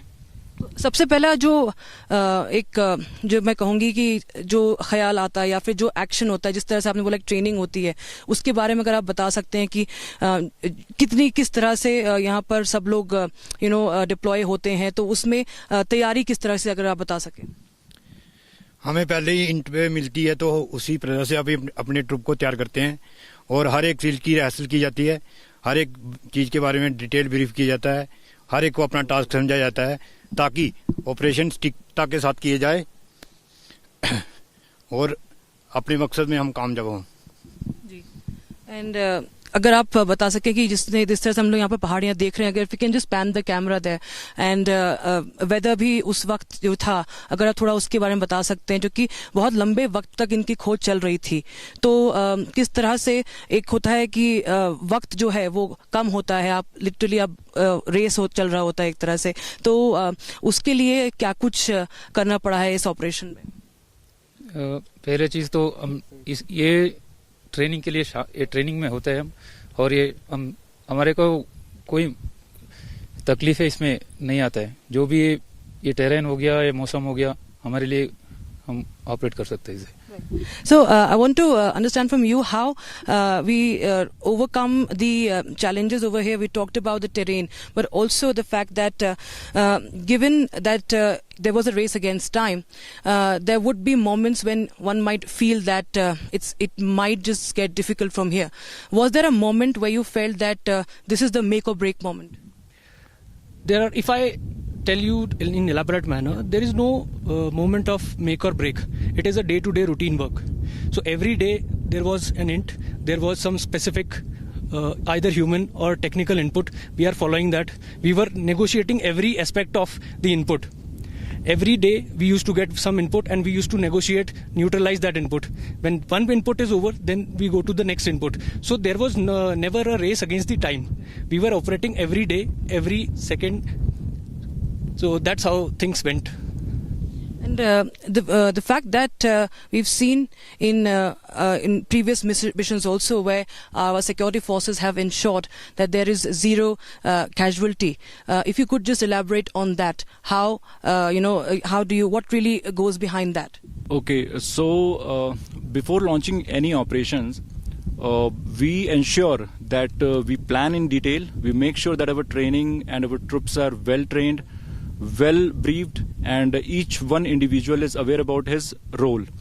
So in talking about this particular Operation Mahadev, so the most important and single most important factor here was to maintain surprise. So when my team, they could able to find the culprits during that time, they were able to maintain surprise and close in with their likely hideout. And then they neutralize them without loss of any own casualties or loss of any innocent lives or damage to the property. Without any collateral damage, meticulously our troops executed this operation. So the single most important factor here I would like to devote to is the maintenance of surprise, and that happened because of our advanced training and the skills that our troops are trained in. And of course, battlecraft, fieldcraft, and blending with the terrain, camouflage, concealment. So all these things blending in into the operation to give it a blast in execution. So that is how it went. And if you could describe those factors that gave our forces the edge in this operation. So basically, in any operation, the intelligence is a major part. If your intelligence is correct, the execution of operations is based on the int, and so it also becomes easy. So the technological equipments, the intelligence which we got from electronic devices or the equipments which were placed at n number of places, so that technology was utilized for basically getting inputs, and then it was corroborated on ground by the ground forces. So that basically those technical and surveillance equipment really helped us out in neutralizing those 3 terrorists and subsequently that completion of a major task. If you could just tell us that date, or rather how many days you felt was the time that we are really near in our hunt to be successful, that we are very, very close to the terrorists. If you could just describe that situation, that day, or maybe that breakthrough moment. So it was basically on 28th of July finally, in the morning hours, when we could spot those three terrorists. And as brought out, the surprise factor, it helped us eliminating them without zero casualties. So that was the moment when we actually spotted them in the morning of 28th July. The fact that there was a lot of impatience, the country was, high on sentiments that we need to hunt these terrorists down as soon as possible. This is the answer that the entire nation was waiting for, sir. Was there, while the security forces' commitment and their drive and their capabilities are unquestionable, but was there any pressure, any moment? What was your state of mind throughout this operation, in this hunt? Okay, so when we came to know about this news that this heinous crime or heinous terror attack has taken place, that time the entire nation was quite emotional as well. And it was a very, there were, mixed kind of emotions were there. But as far as our troops are concerned, we were waiting for the pending task that might come in response to this, or maybe hunting down the culprits or the perpetrators. Now, it was very personal for 15 Corps that we don't forget this and will never forgive this. So our mission was clear, even when the task was not coming, but we knew that we had to find those perpetrators and we have to neutralize them as soon as possible. However, as far as emotions are concerned, we have a strong sense of duty. The soldiers generally, my troops and in the entire Indian Army, when the sense of duty is there, that becomes a priority, and emotions, we keep it secondary. So that time our main focus was to find those perpetrators and send them to justice, give them justice. So whatever happened, so that this action, this heinous crime was never repeated on Indian soil ever.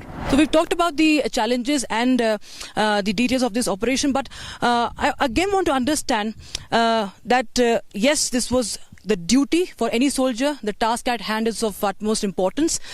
But at the same time, given the importance of this utmost importance, the high-profile mission this was, how do you all as a team, motivate each other and stay on your toes and stay focused on your mission every day? First of all, we all have been doing this day in and day out. We all know our if and buts. We, as brothers in arms, we know what is our task and how it has to be executed. But although as leaders, we still have to motivate our people, our men, so that the Josh never gets down. There are two ways of looking at it. First of all, it is our daily task. So there is no new thing for us or for our men. And secondly, the second way of looking at it, that this terror attack was attached with a lot of sentiments. People got attached, the sentiments got attached. So now this was not only a task, this was for us justice. That justice has to be delivered for those families, for the men, for the people of the country. So that's how we motivated our men, that this is not the day-to-day task for you. This is now a time to provide justice to those families, to the people of the country. And that was indeed delivered. But given the fact that the forces have been doing such operations for a long, long time, what was unique about this particular operation, if you can elaborate on that? Okay, so operations like these, generally any operation, it involves multiple inputs and multiple agencies and coordination between multiple agencies. And if you are just about to launch the operation, then a lot of detailed planning and detailed briefing is required, and you should be confident that each man knows his role in this particular operation. The most unique thing and most important factor, as I've already told you, it is the maintenance of surprise while closing in towards the hideout. Once the hideout was spotted in the morning of 28th July, after that the coordination between the team members, that took place, and they planned how to close in using their skills towards the hideout, and then subsequently neutralizing them without the loss of your own without the loss of your own men, or without loss of any innocent civilians. So we made sure that there is no collateral damage, and the important factor was maintaining the surprise. Yeah. Again, I would just come to you on, of course, you cannot reveal each and every technique that is employed here. But when you talk about maintaining the surprise, how much of a role different factors play? If you could just tell our viewers on the broad view of strategy. So, maintenance of surprise is most important in all such operations.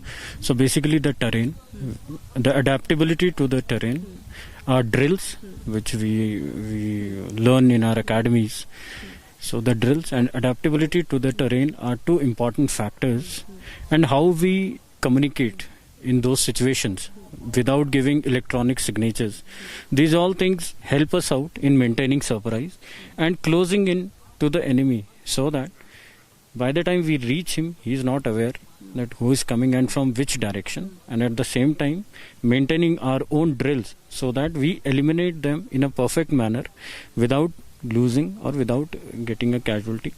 So this Op Mahadev was one of the classic operations where we maintained surprise adequately for 28 days. Finally got the input, closed in and neutralized them without any collateral damage and without any damage to the property or the civilians in the area.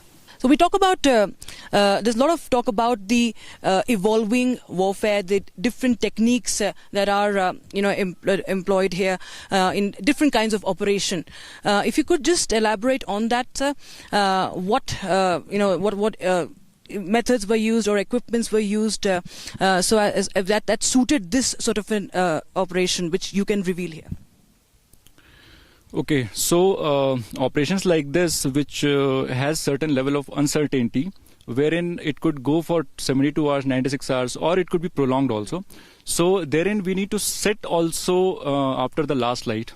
So we need to observe the area, we need to keep it under surveillance. So we have used advanced night sights and surveillance equipments to keep the area under vigilance, that no activity is taking place, or if there is any presence of terrorist.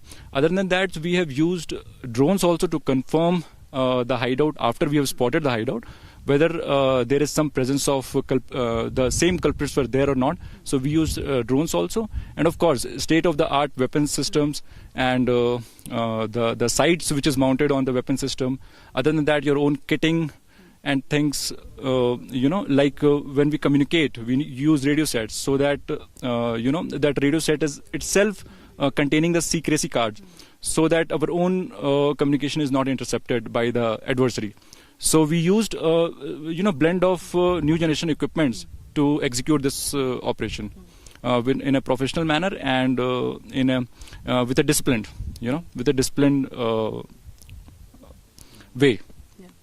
And finally, when the hunt was in its final stage and the terrorists were neutralized finally, I would ask all of you, in fact, you can tell us what really did you feel? What was that moment when you realized that this mission has been accomplished? Whenever any such operation, this or any other operation, gets successfully executed, and an operation like this, a textbook classic operation, where there is no own harm, and we have successfully achieved our aim, there is always a sense of success and a sense of accomplishment, that yes, we are capable of doing anything and we are capable of guarding this nation. That was the sense after accomplishing this. The moment of revenge, as Sir just described, that this was the answer. For you as the commander, what was your thought when this hunt finally had concluded? So after neutralizing the terrorist, there was definitely a sense of happiness that whatever task we wanted to accomplish, it was accomplished meticulously in a professional manner. As the ethos of Indian Army, it was maintained, and there was definitely a sense of accomplishment, like one task completed. So that is what it was. And also the fact that the answer that the nation was waiting for, that this finally had become true? So, as everybody also mentioned, it gave, as the ballistic reports confirmed that these weapons were the one which were used in Pahalgam attack. So, it gave us a sense of closure that, okay, what we were aiming to achieve, we finally achieved it, and it validated our drills, our precision of operation, and gave us that sense of achievement. Yes, we have done it. We have been able to live up to the expectations by delivering justice for the people of India. I'll also go across to the troops on ground. आप लोगों को कैसा लगा जब जैसे कि duty की बात करी सर ने, लेकिन आप लोग भी जो इतनी लंबी ये जो पूरा ऑपरेशन चला है, एक एक दिन इम्पोर्टेंट था, और फाइनली जब वो दिन आया तब कैसा लगा? हमें काफ़ी ट्रेनिंग की थी इस ऑपरेशन को पूरा करने के लिए, और हमने सक्सेसफुली इस ऑपरेशन को पूरा किया, और हम अगले ऑपरेशन के लिए तैयार थे। अगले ऑपरेशन तैयार रहते हैं। ये आई थिंक हमारी फोर्सेस की खासियत है कि हर मोमेंट और हर टाइम रेडी रहते हैं, and I think that is what has been once again testified in this operation, that is operation Mahadev, the ultimate answer to this dastardly attack that happened in April 2025. I thank the team, I thank the commanders, I thank the troops on ground for joining us here on Public TV.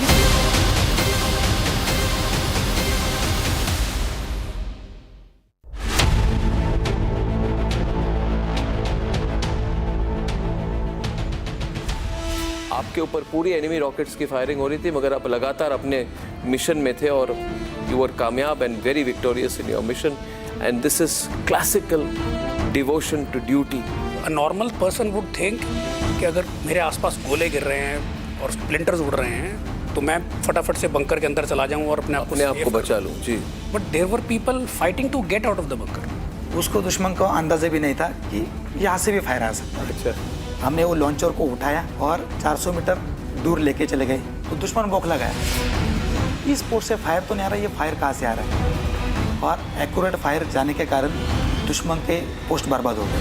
The intensity was such that कि आप नहीं मारोगे तो वो मारेगा, मारो आप डर गया तो खत्म है, बस जितना मौका मिले just hit it.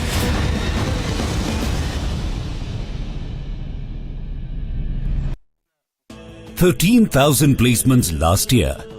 At Amity, we are committed to nurturing passionate, hardworking and proactive professionals.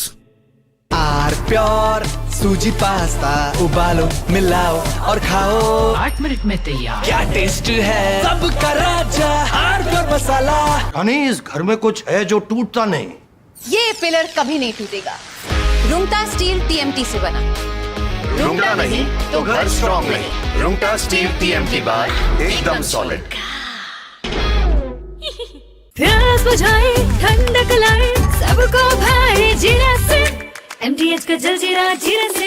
जीरा से असली रिफ्रेशिंग, असली स्वाद, असली मजा। MTH केसरिया से मन जोगी हुआ रे, दिल झूमे देखो मतवारा हुआ रे, केसरिया से मन जोगी हुआ। हर पल मनाओ केसरी त्योहार, विमल बोलो जुबान केसरी। थोड़े में ज्यादा स्वाद, यही तो है इसकी खास बात। वाओ मामा क्या स्वाद है, अरे मेरे राजा। AU करंट अकाउंट के साथ मिलता है free UPI QR overdraft facility और एक ही ऐप से बैंक के सारे काम। AU सोच बदलो और बैंक भी। चमकी चाट से क्या बना है? सैंडविच, लस्सी और छाछ और हर घूंट में चमकी चाट, ड्राई फ्रूट और दही बड़े। चमकी चाट से स्वाद बढ़े। असली स्वाद सिर्फ चमकी चाट।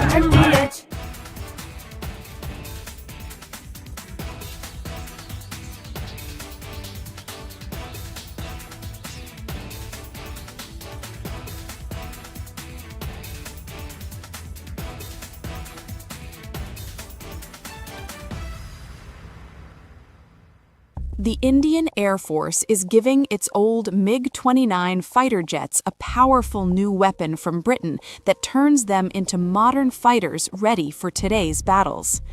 MiG-29s first came to India in the 1980s, have flown many missions along the tough borders with China and Pakistan. Now they are getting equipped with British ASRAAM missiles that make them as strong as NATO planes in close fights. The Ministry of Defense sent out a request for proposals to fit the Advanced Short-Range Air-to-Air Missile on the